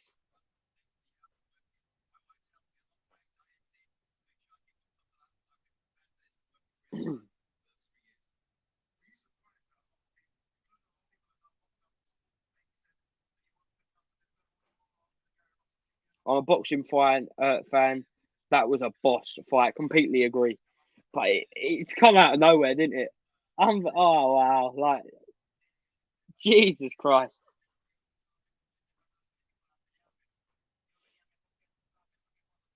Love to see what Eddie's got to say. Two proper old school knockouts what I had tonight.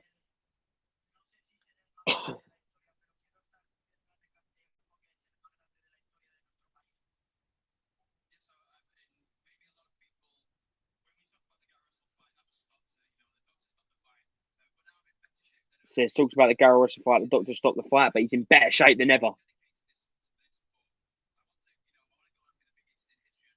said he wants to go on to be the biggest in history.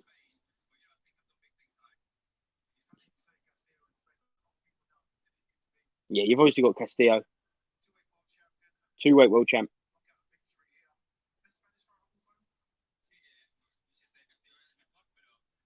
Best Spanish fighter of all time?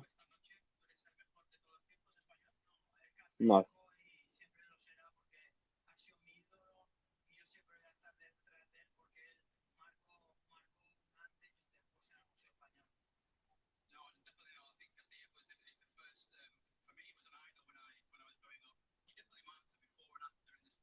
Daniel Hernandez, what's going on? San Diego in the house. Even from San Diego, we just see a big upset. Let's hear from Hedy Young.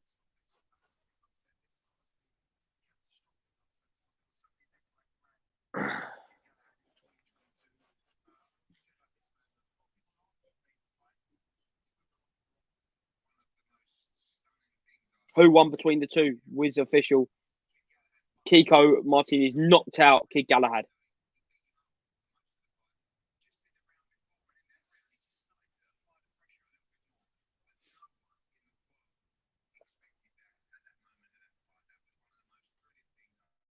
Says one of the most thrilling things he's ever seen.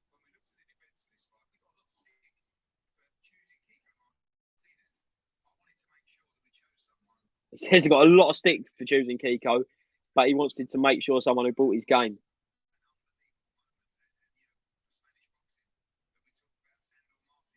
Yeah, just mentioned Sandor Martin, obviously, just beaten Mikey Garcia. Spanish boxing on all-time high. And obviously, Eddie is in the Spanish market. He's got DAZN Spain. Wow, yeah. Guys, gonna wrap it up now. But thank you very much for joining tonight. What a great night. I'll just quickly go through the broadcast. Dom Hunt beat James Flint for the Central Area welterweight title in a solid performance from Dom Hunt over a point decision. And then we had Dante Dixon, a classy performance over Bukori. It was brilliant. And then we had Chris Billam-Smith, close at times, but controlled it towards the end. Points decision over Brejon. Then it was the shocks. We had Terry Harper standing knockout by Alicia Baumgardner. Unbelievable. And then we just see probably the upset of the year. Kiko Martinez knocking out the new IBF champion, Kid Galahad. Stunning fashion. Thank you very much for watching. We're just going to do a reaction video to this in the next couple of days. We'll get the people on. We'll get Kenny on. We'll get Jay on. Like, share, and subscribe, people. Pep Talk boys. This is why we love boxing. See you soon.